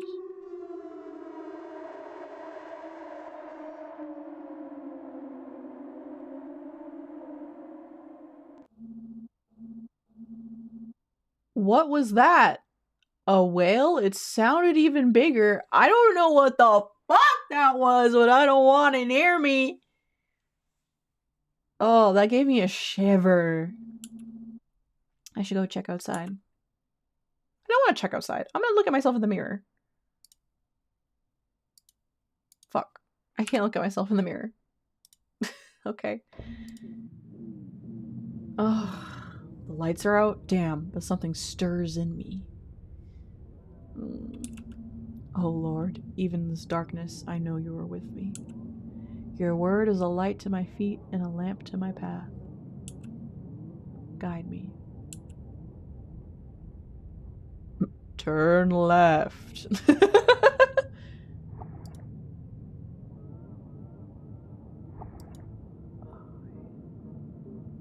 Can you guys hear this?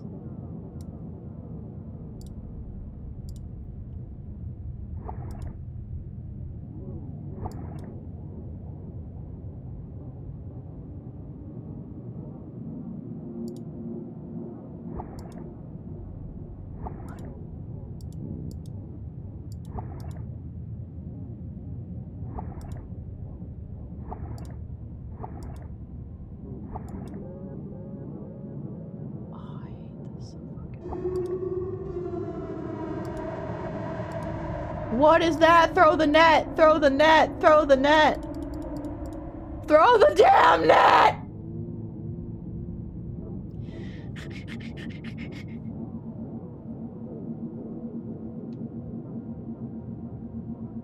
Son of Adam, I beseech thee. Your forebears abandoned the tree of life and ate of the fruit of knowledge.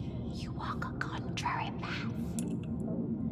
You will leave this place, or you will exchange one life for another. Die as a man, or join God in full flesh. To hear the voice of your God is to return, origin-ward, back into the womb where words would fail. Know this now. I am but his created messenger. This is all I know. Son of Adam, I beseech thee. I beseech thee. I beseech thee. An angel? Bitch, that was no angel. That was a sassy freaking jellyfish. Not even sassy, just spooky looking. An angel? An emissary of the Lord. Amazing. Their visage even matches the description, the deciphered Genesis Apocryphon. I'm looking this up.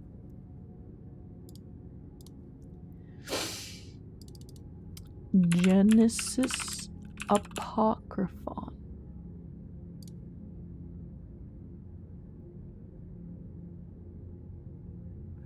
The Genesis of Apocryphon, also called the Tales of the Patriarchs or the Apocalypse of Lamech and labeled 1 QAP Gen, is one of the original 7 Dead Sea Scrolls discovered in 1946 by Baudouin shepherds in Cave 1 near Qumran, a small settlement in the northwest corner of the Dead Sea.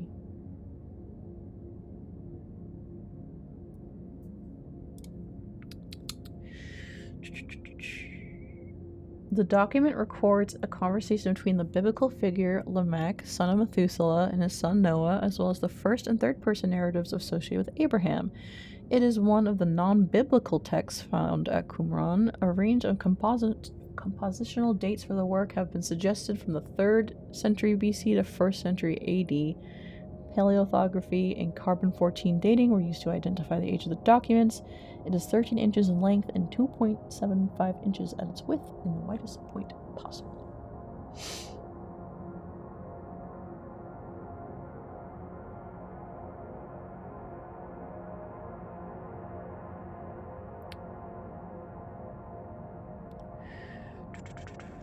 Sorry, I'm reading.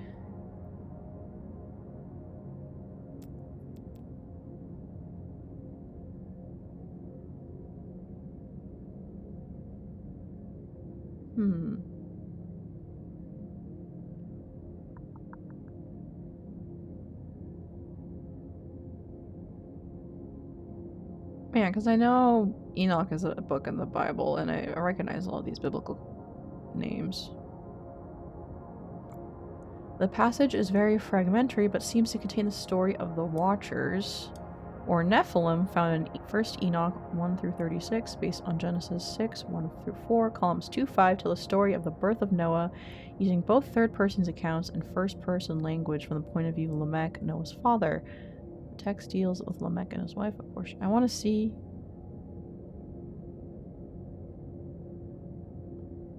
She said to me, "O my master, my pregnancy, I swear to you by the great Holy One, by the ruler of heaven, that the seed is yours, that this pregnancy is from you, that from you is the planting of this fruit, and that it is not from any alien, or from any of the Watchers, or from any heavenly being." I also like the theory that Nephilim and angels or aliens, or aliens in the sense of, you know, fascinating. And that's where a lot of our mythos stems from.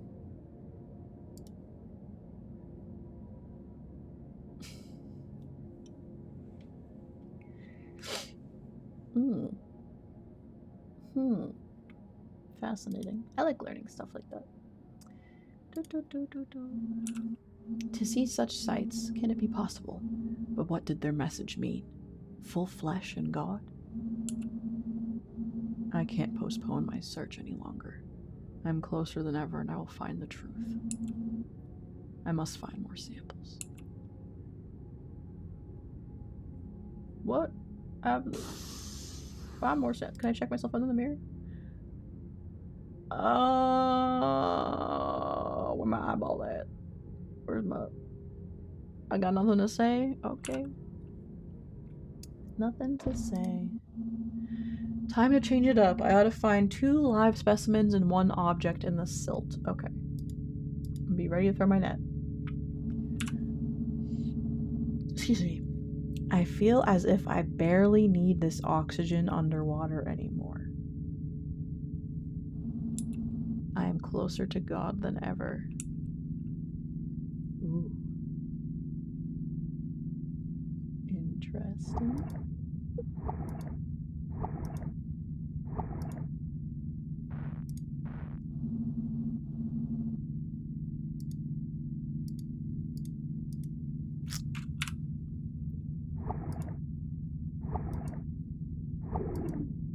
What?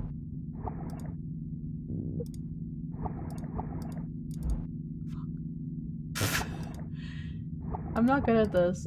They're so fast.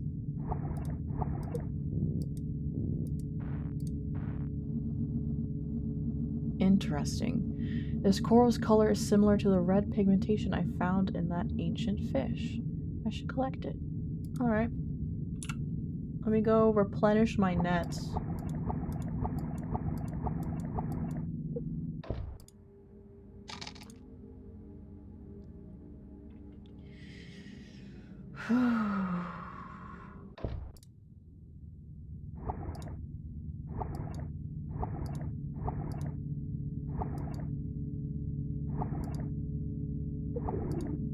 What? This is so hard. Okay. Okay. It's gone.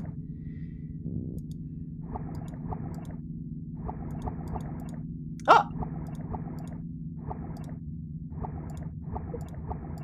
This is gonna take me fucking forever.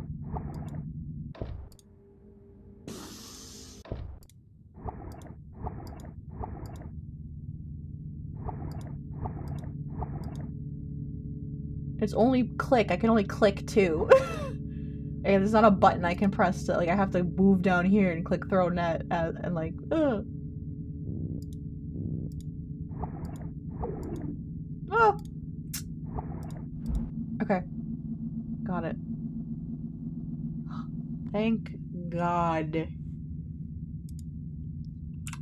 Thankfully I can, like, preemptively, since they usually go to, like, the side. What the? color. Okay. That fish had a face. I don't know, man. Excellent. Now I ought to go back to the lab to begin my research. Okay. It has been interesting swimming down here. The dark and gloom is almost a comfort to me.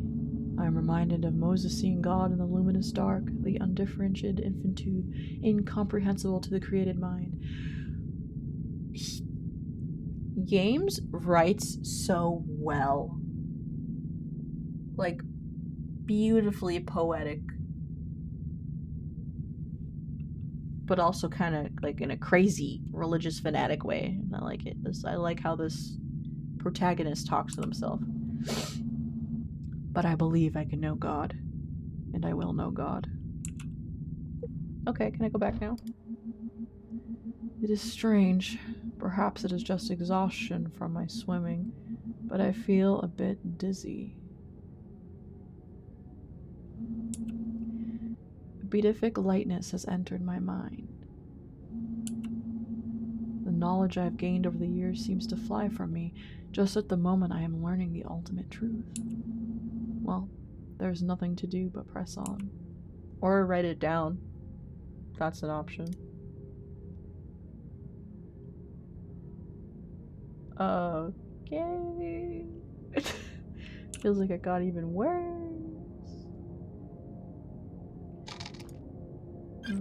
Research. Deathless fish. This fish is even older. Cross-analysis of previous fish sample. Fish age exceeds previous estimations. Born sometime in Jurassic period. Cellular growth abnormal, almost completely still. Stomach contents reveal more native coral forms. DNA contains proto-human proteins.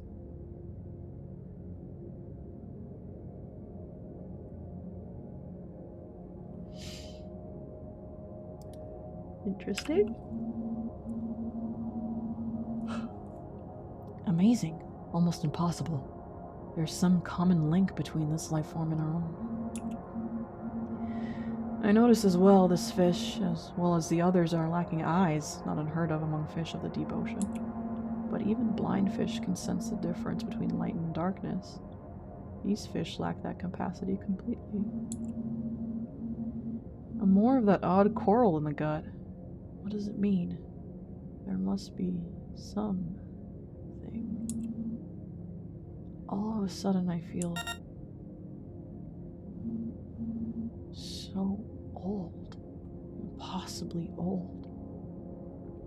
Deathless fish 2. Unknown morphology. 50% of sample consists of coral polyp.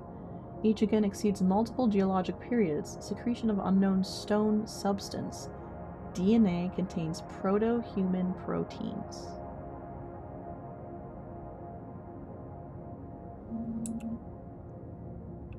The Ancient of Days.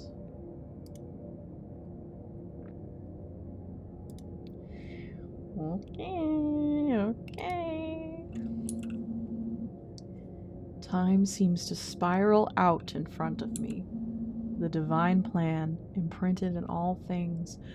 How old is it? This fish seems to have been close to the origin of life itself.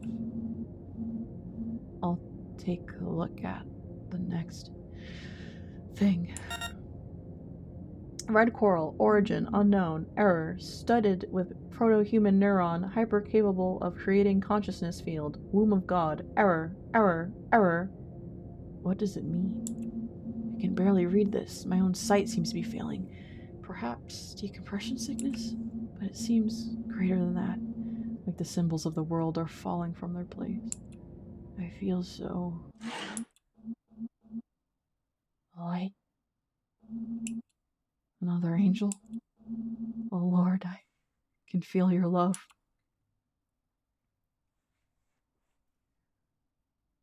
I'm scared to do anything.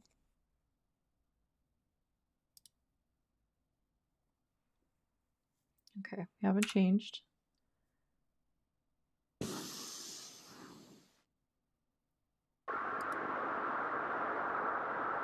Oh, what?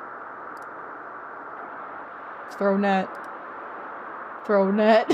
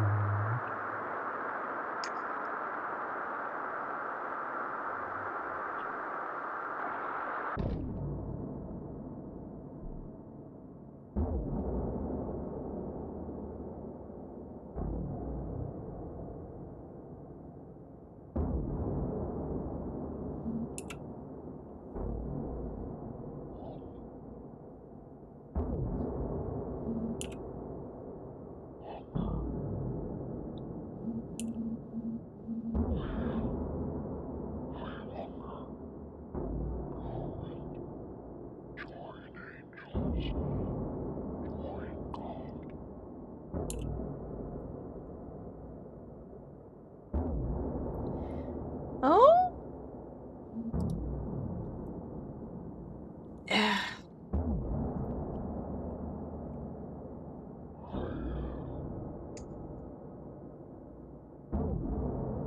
Okay, let me replenish my nets.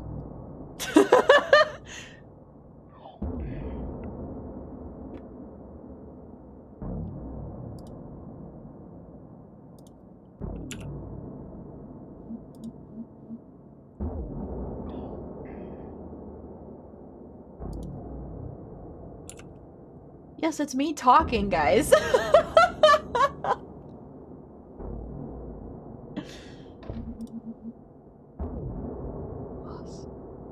So, I forgot to press the button.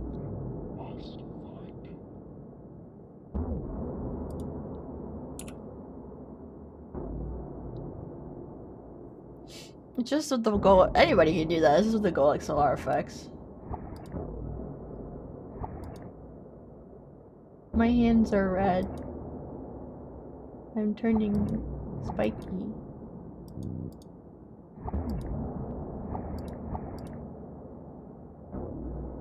Feed on coral.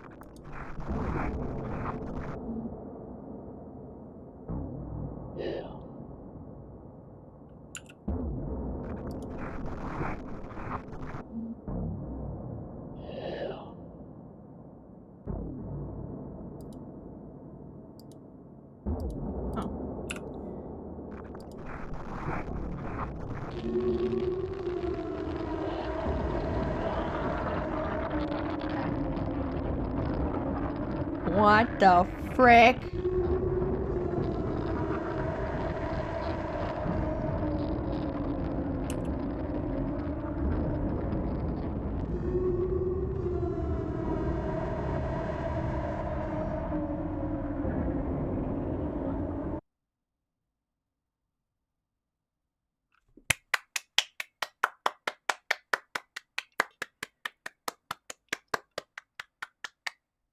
Fabulous. Fucking love that. Holy shit. So unsettling. Beautifully written. Awesome. Like, it's confused. It like forces you to think. Like, we had an hour conversation about life because of this game.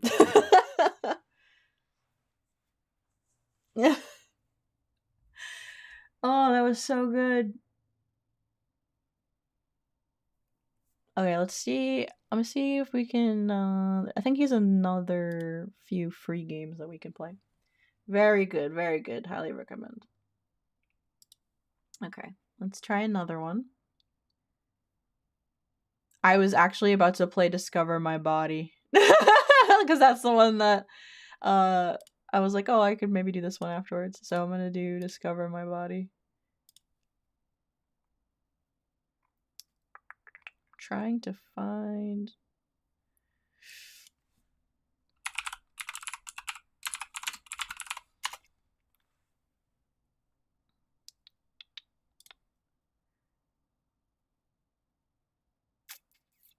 In the year 2040, human beings look for increasingly strange solutions in hopes of finding connection and community. This is a very short game. Content warning, body horror, loud screams. Ooh.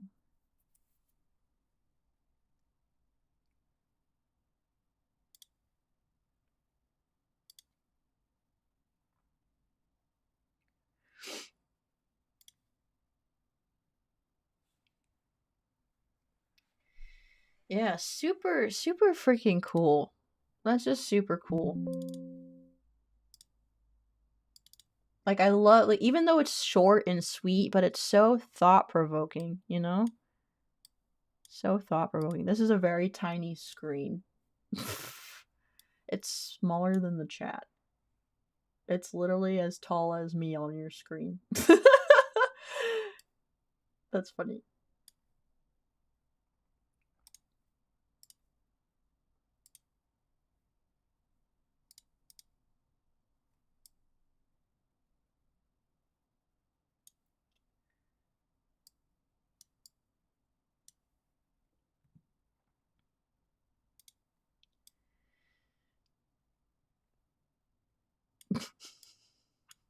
Ignore my 4 arms. I'm gonna put you guys away. You guys are stuck to me. Alright. Discover my body. Can I make this a little bigger for me? No, I can't. I can make it full screen. Oh, I actually don't like that. I don't like it being so up close.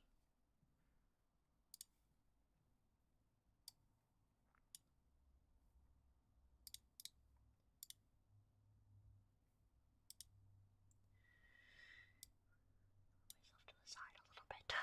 Let me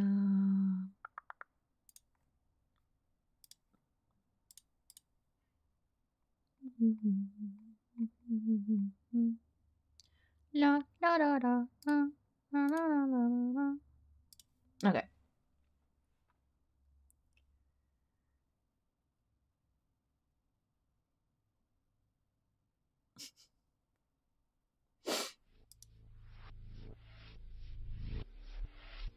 Okay, just like I said before, in the year 2040, human beings look for increasingly strange solutions in hopes of distrusting previous institutions that supposedly brought people together in common. Lonely people look to technology and science for answers.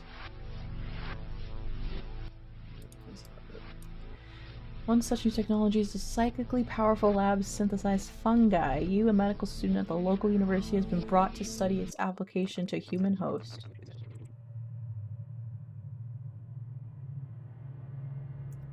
You must be the new student Dr. Morrison was speaking of.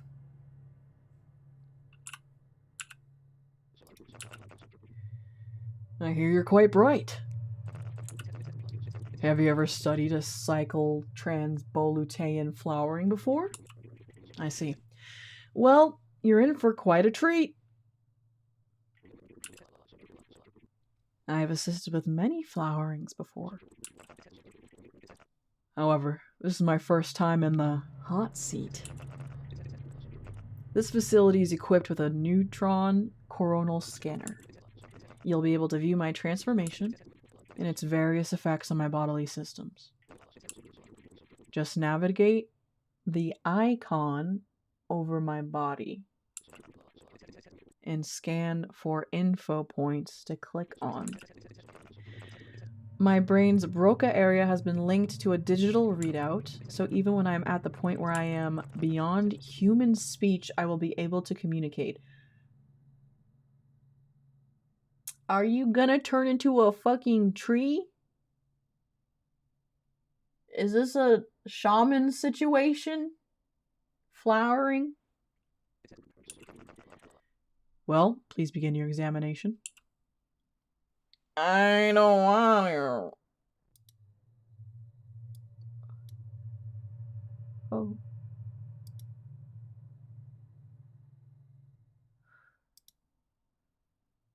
Why is your head like up here? It looks like you have boobs.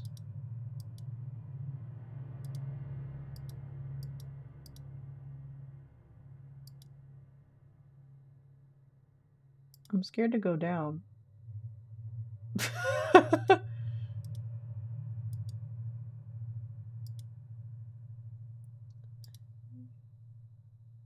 He's a nice tummy. I do have to. Oh. You don't even have any. Okay. Oh, what's this? Here. What is that? What do you got going on here? I wish I had a lab coat. And to really... This is a person attached to you. This looks like a head. Oh, I could have done that. Okay, let me just do this.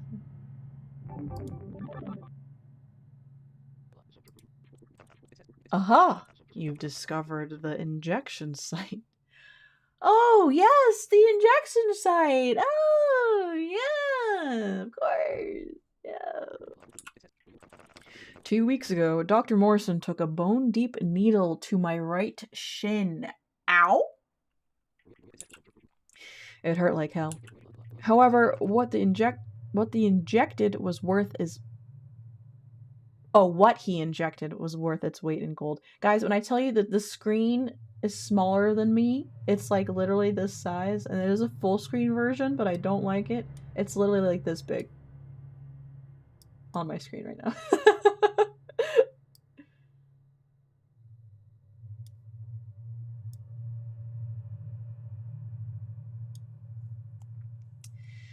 Okay. It was a skin graft of a successful PTB flowering. What's that? It kind of looks like a face. Yeah! It looks like a face! Well, the PTB organism is a cyclical organism. Its physical manifestation draws from a shared pool of all its denizens' traumas, fears, dreams. Huh? I believe that's my mother's face on my shin.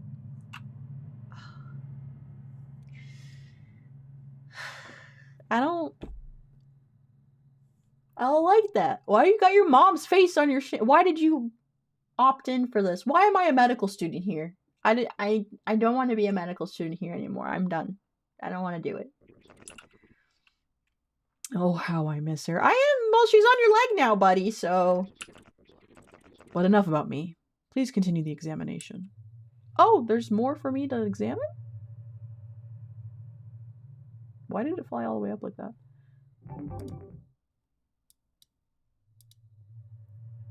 What else am I supposed to do?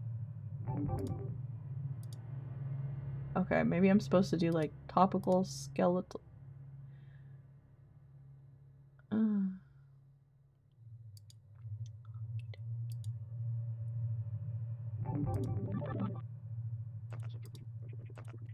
Aha! You've discovered my rotting bones. So nonchalant. Ah, you've discovered my rotting bones! Yes! Yes, the rot is set in, certainly. It itches like the devil. But soft bones are required for the PTB to do its work. The human body was never intended to experience a flowering, then why are we doing it? Process 1 is contorted physically and psychically. Soft, rotting bones are pliable enough to assume a flowering shape. Okay. Again, though, very painful stuff. When I begin to scream, I expect you to keep your cool, though. This should all be academic to you. Are you getting any class credit for this, by the way? I fucking hope so! I see. Well, please continue. Oh, alright. Okay. I don't like looking at this. What is that? What is your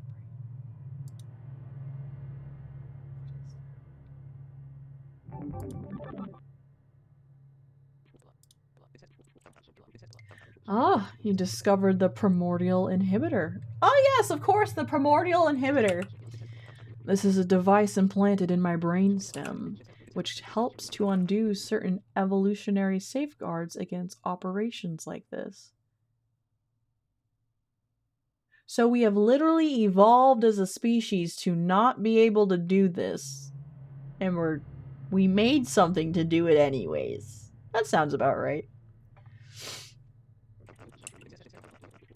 It limits bodily and mental reactivity to meta-existential stimuli. In not too many words, the flowering is an evolutionary aberration, one which requires some retooling of our formation of mental concepts. For instance, one who is flowered does not experience the human idea of time. But if I tried and apprehended this with my regular old monkey mind, I would go quite insane. But anyway, please go on. Discover, explore. Aha! According to the concentration of the PTB in my blood, I will begin the flowering process very soon. Oh, joy, the flowering process. Keep in mind, Mademoiselle, this is what people do for companionship in 2040. True. Oh my god, and 2040 is like not that far away. Oh my god.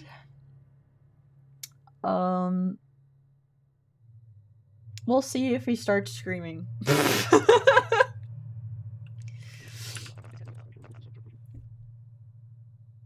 Quick, give me your wallet to bite down on. He just grabs it and runs away.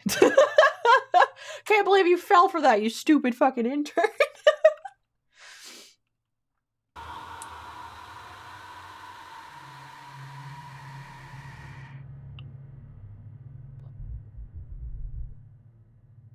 Oh, wow, that hurt!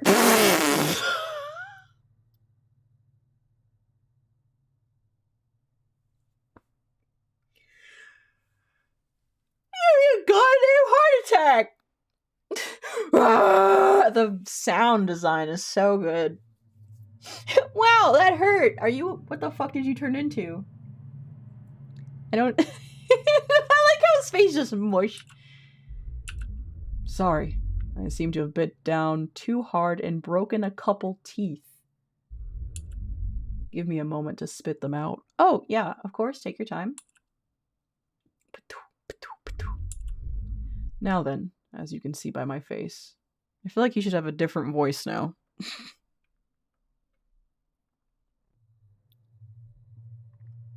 Now then, as you can see by my face, I am midway through the flowering process. Hurrah! I can feel the inkling of a pan,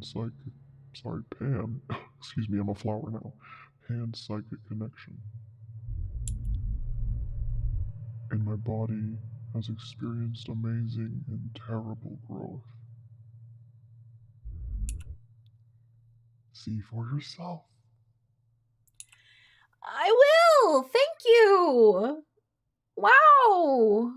Thanks! Incredible! Wow. Neat. It's weird that your body looks a little bit more human.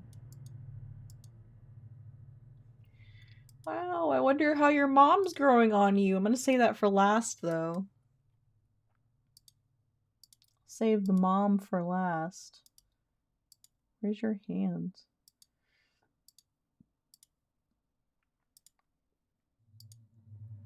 Where your clothes at?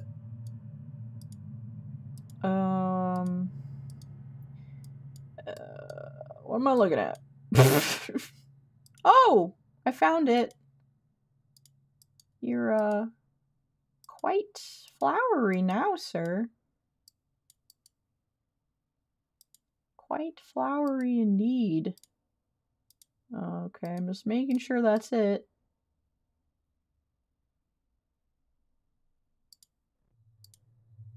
Alright. Okay. Very wonderful. Might as well scan this while I'm here. Oh. Aha! You discovered that my hands have fallen off.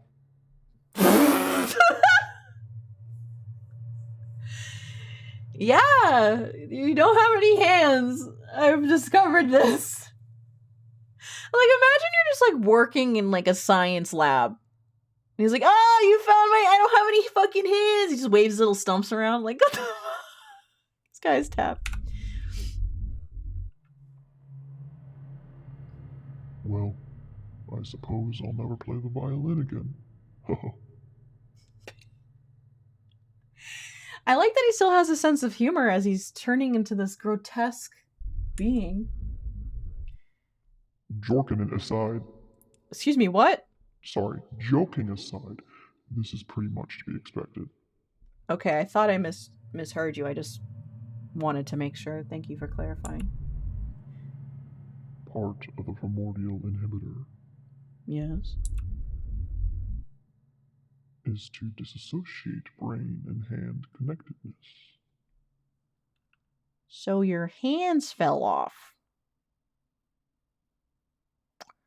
I felt like you could have still kept your hands, but then maybe neurologically disconnect them. But that's just me. I'm just an intern. As a result of this, the hands fall off. Disconnectedness. Maybe if you let me finish, I could have gotten my fucking point across. Okay. I'm sorry.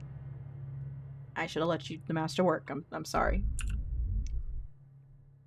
As hands are merely vestigial baggage. Standing in the way of a superior evolution. Yeah, I don't really have anything to say to that. Cool? I'm sorry. Just briefly had a bit of ego death there for a moment. I don't know what that is. I've heard of it, but what's ego death? I also know that there's a rap song called Ego Death.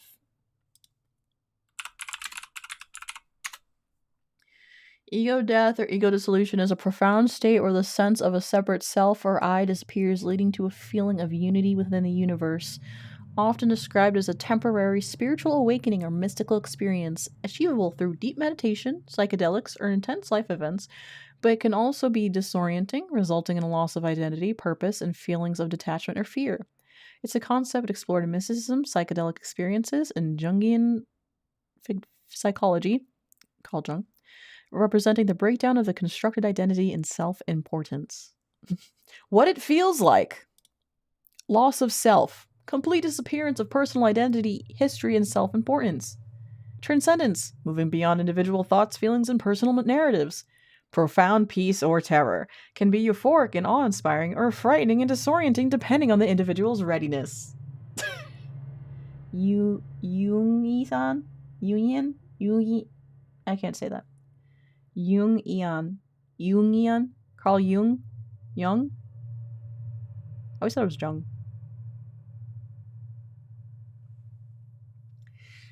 I don't think we can return to monkey when we have no hands.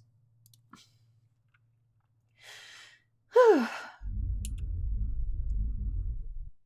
can feel my thoughts intertwine in the rhizomatic group mind. What? The rhizomatic group mind. Hold on, I need to look this up on my computer, sir. Give me a second. This is for my thesis. Is that a real word? Rhizomatic.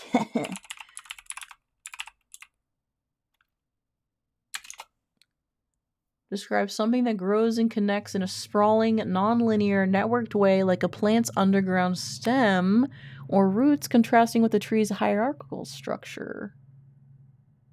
In philosophy, it means any point can connect to any other, creating fluid, interconnected systems.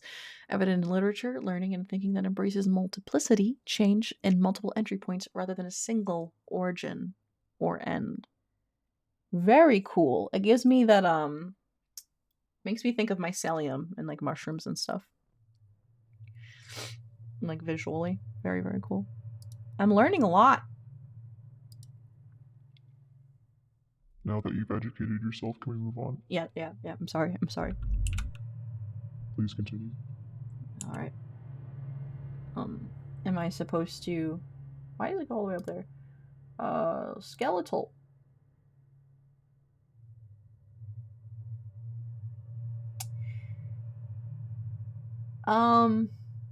Sir, your mother has seemed to turn into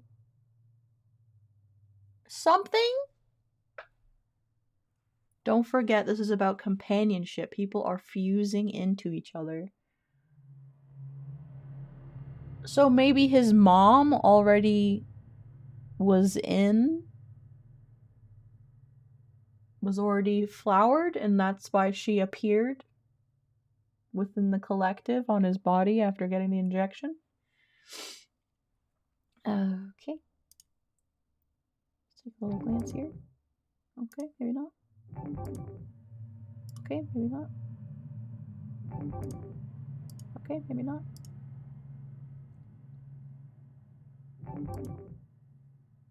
Okay. Where's the spot?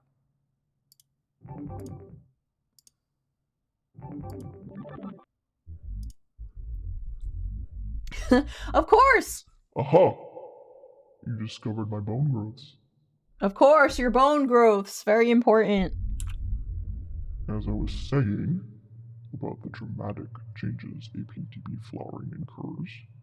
Yes.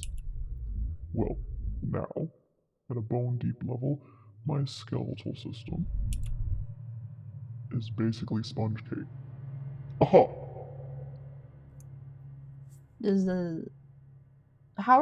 So your bones are so spongy, right? Bones are already, like, technically spongy, right? Like, they're porous. I don't know. Can I mush you? Can I make you into a cake? Yeah, fix my fucking posture. Oh, my back. I'm hunched over like a shrimp. Okay, now I'm better. Now I'm sitting up straight.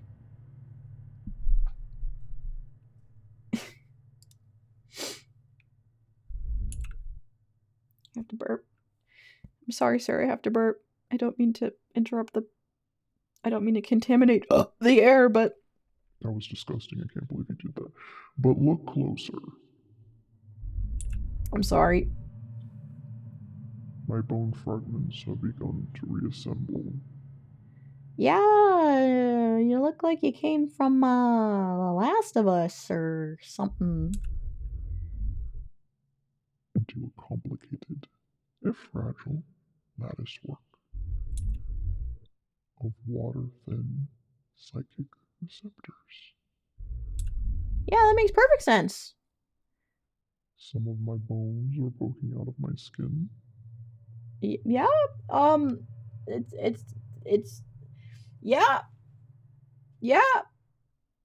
I can't really elaborate besides that. I knew that. I felt it. Ow! Please, go on. Alright. I'll go on. Let's check out the nervous system. What the hell? Did your brain shrink? What's going on?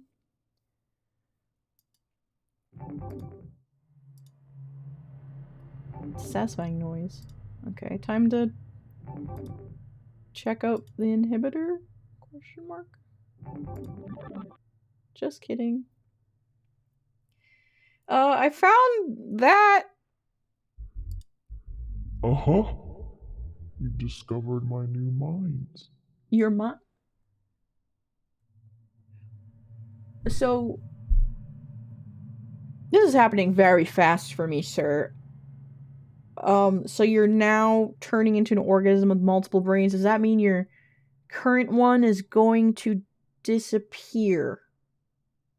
Is that why you're going to lose human speech? To the extent that the brain is a mind, that is. We'll leave that to the philosophers.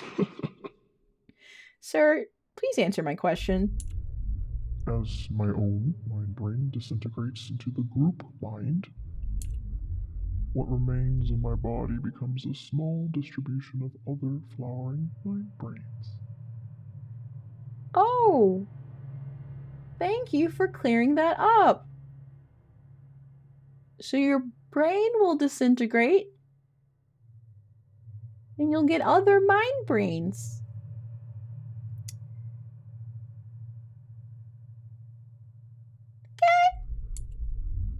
As we speak, I am flooded with powerful memories that are not my own. Oh. So you're part of the collective now, huh? Well, I feel it's hard to even use the word I anymore. Yeah, ego death and all that. Even to distinguish ourselves from our timeless unity seems wrong. Of course, the timeless unity. I feel infinite pleasure as well as infinite pain.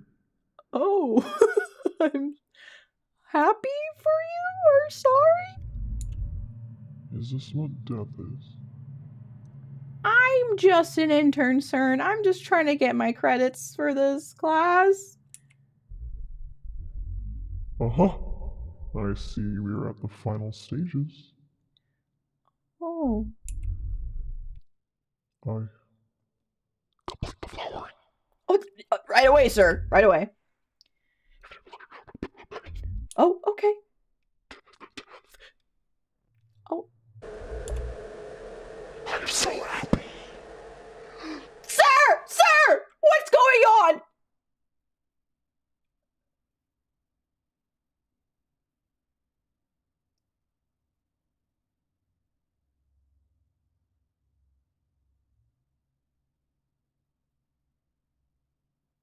Okay. I'm happy for him.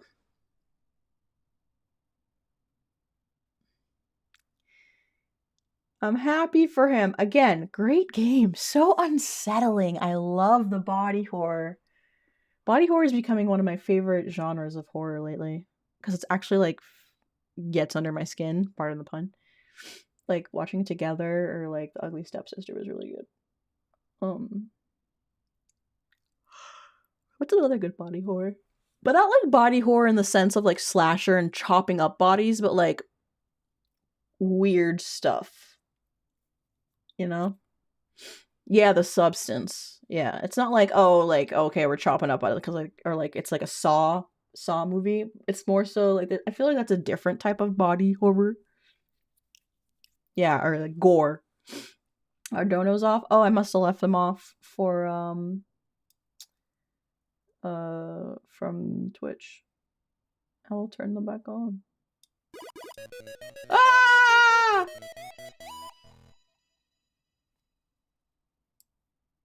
What? Anonymous $4.20. Be honest, Shibi. This is VAllure's end goal for all fan bases, right? All hair lots connected to one mind. Pretty much. Yeah. Yeah. You guys are a hive mind. We're going to make you into the Flowering Collective, all VAllure fans. And you don't have a choice. Sorry. Body's becoming more perfect. Yes, Tusk. Yeah, who wanted me to watch Tusk? Was it Cookie and Immy? But yeah, I haven't seen that, so maybe I'll have to watch it with them. I do not wish to be part of the Mushroom Skynet. I don't want to bandage the mind of Finfowl. I think it was Arya. Maybe. One of them. Oh yeah, no, I think it was Arya. When we were playing Rivals. I'm like, it was when we were playing Rivals. I played Rivals with too many people. Just kidding, not enough people. But yeah, that was Discover My Body and Water Womb World. Hold on, I saw that there was like a Reddit post of like theories and stuff about Water Womb World. So let's dive deep into that.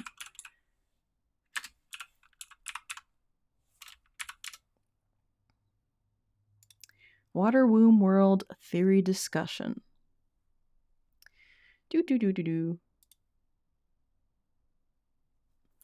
So this is what one person says.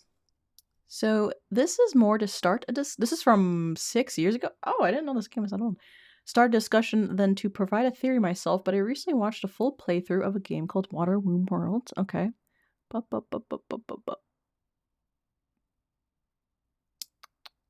wonderful, eerie game about finding the womb of God at the bottom of the sea. My question is, what truly happens at the end of the game when you join the other angels after devouring the red coral that makes up the womb?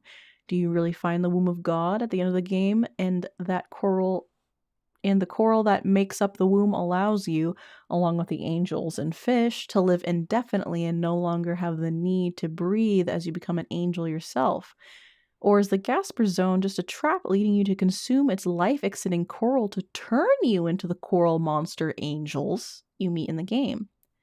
Evidence for the theory of it truly being the womb of God. In the game, you find fossils of a son of Adam deep under the sea, and your character exclaims that it's one of the messengers of God, matches its descriptions in Genesis Apocryphon.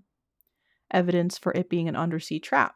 You find another diver's mask in the Gasper Zone while searching for the specimens, and your character states that another diver must have visited the zone before you and didn't make it out.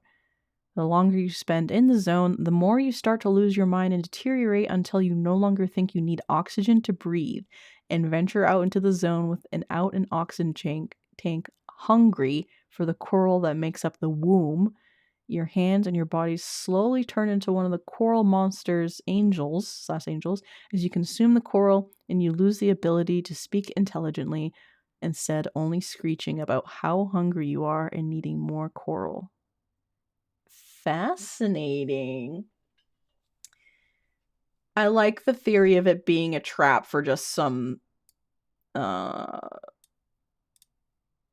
like thing to consume you or like make you part of its collective so it can continue to thrive.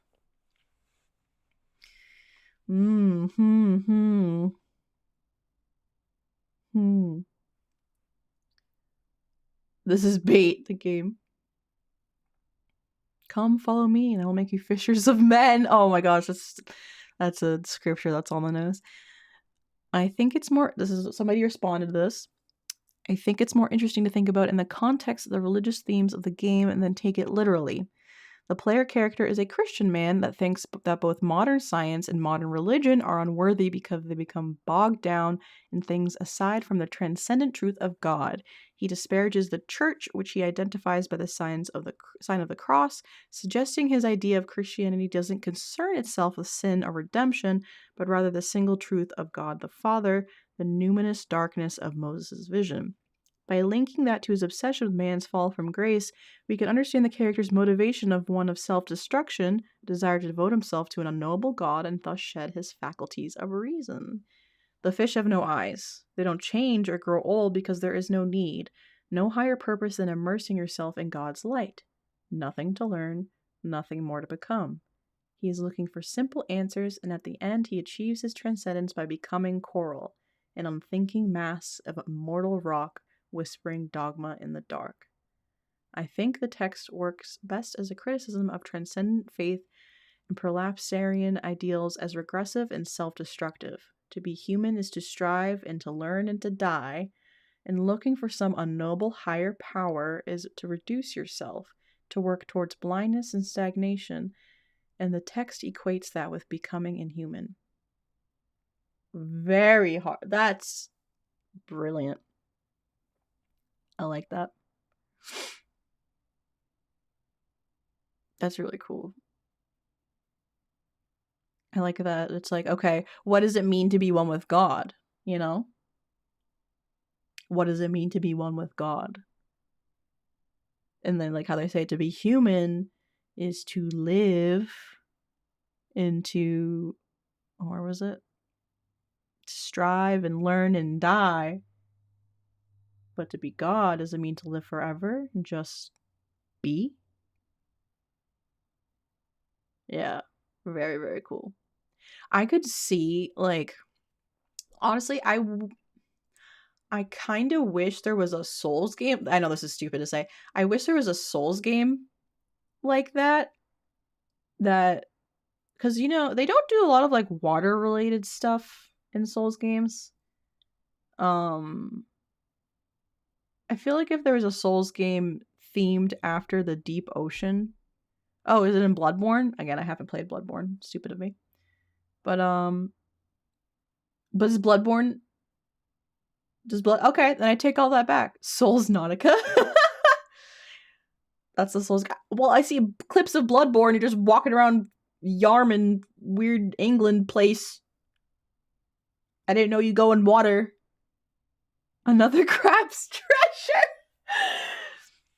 Bloodborne deals with some parts of the sea. Yeah, because I know there's like for Bloodborne the themes are birth and like water of the womb and water and all that stuff is definitely like part of like birth and rebirth. So I wouldn't be surprised if those were the DLC. There's a Bloodborne DLC. I had no idea. I would like a full game themed around water. That's what I'm asking for. I want a full water game, okay? Full water game. Honestly, I think I might try to, after I get this, Boomy, why are you so cute? Why are you looking at me like that? Hi, Boomy. Boomy. Why you give me that face, dude? What?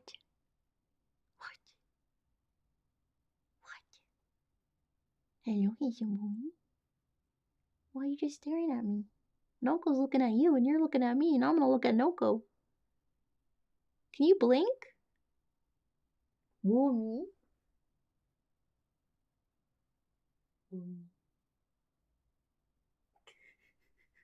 Sorry.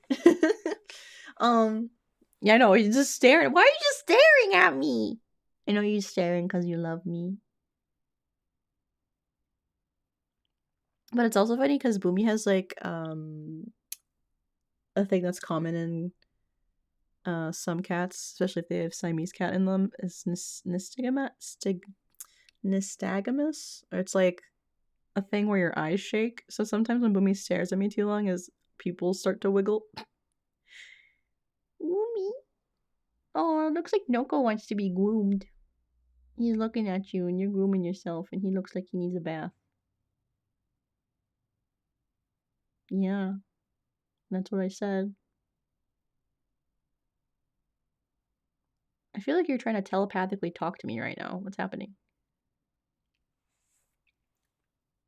Yes, he does still have that thing on his face. I'll smush Boomy in a moment. But yeah, I think I need to. I don't think I play Bloodborne on stream, but I do need to play Bloodborne. I literally have avoided everything about Bloodborne. I was listening to freaking Dark Souls lore. I've been listening to a lot of Dark Souls lore videos. So, but I refuse to listen to Bloodborne ones because I don't want to spoil it for myself. What do you think he's trying to tell you? How does he just knew I was staring at him. He just looked over. He was looking at himself and I just like looked over and he just started looking at me. He's probably like, why is she looking at me so much? What? You're cute. I want to look at you. I think he's also demanding pets telepathically. Boomy? Boomy?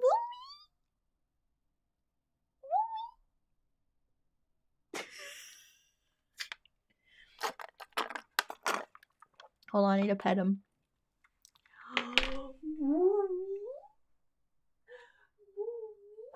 Oh, you're making biscuits because I'm coming over? I know.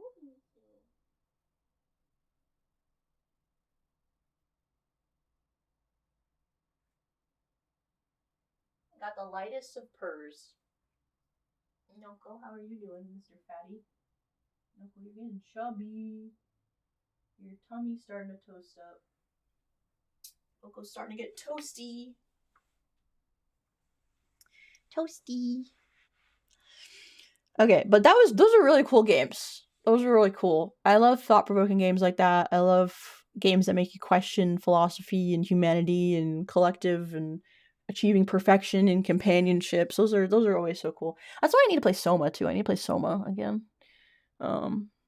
Soma's such a good game, and I know they're making another the company that made Soma is making another game, so I'm looking forward to that. Saying they're so short though. Yeah, I know. I believe Grow Your Grandpa is like a little bit of a longer game, probably like an hour, 30 minutes. Maybe I'll come back to some of these. Some of them you have to pay for, some of them are free.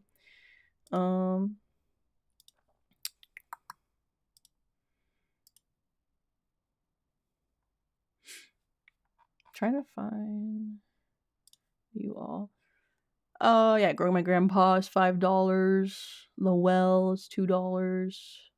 Father Turned Me Into Trees and Rivers.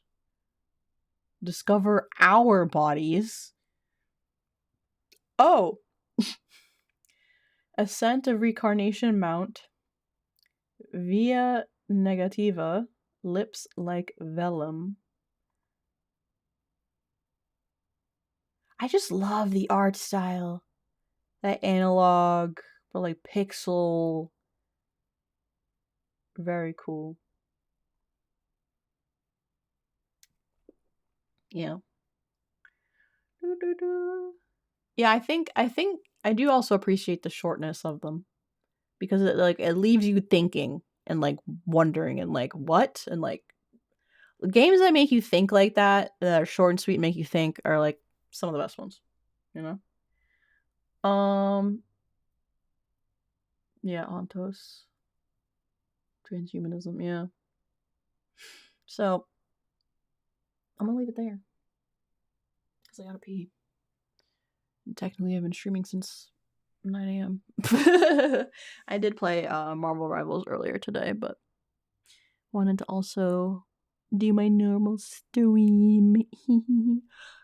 But I'm gonna go piss and relax. And thank you guys for all your support on my demo reel post. Thank you. Make sure to get a plushie if you haven't got the plushie. I think, is there anything else I need to say to y'all? Anything else I need to yap at you about? But yeah, I put their itch.io in the description. Normally I didn't do that, but like put game stuff in the description, but I don't know. This resonated with me a lot. In terms of that I liked it a lot. Okay, let's find somebody to wade.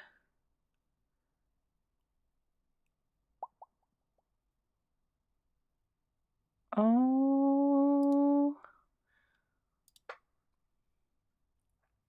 Any voice directors watching the stream? Check out Shibi's demo reel. That would be cool.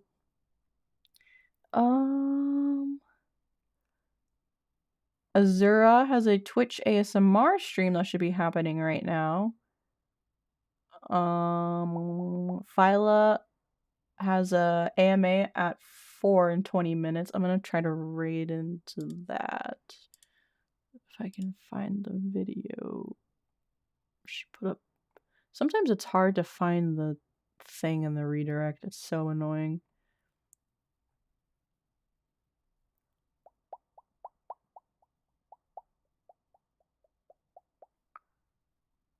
Because everybody puts up their frames for their weeks, and it's sort of like 5 recommendations from Scarla, 5 things from Daya, 3 things from Mono, few things from Immy, 4 things from Kiki that I could read into, so it's like kind of funny. So I have to like, okay, Phyla Einrose.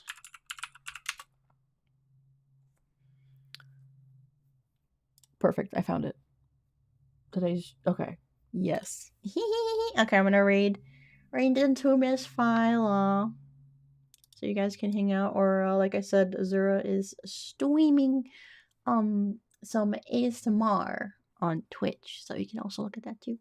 But I love you. Thank you for spending time with me today. I'm glad you guys thought my draft ad was funny, so I can't wait to show you the full even better commercial that I'll make for Amazing Love. I don't even know what hit it. But yeah, it was fun. It was cool. I love you guys. Have a great day. Stay stinky. And I love you. Mwah!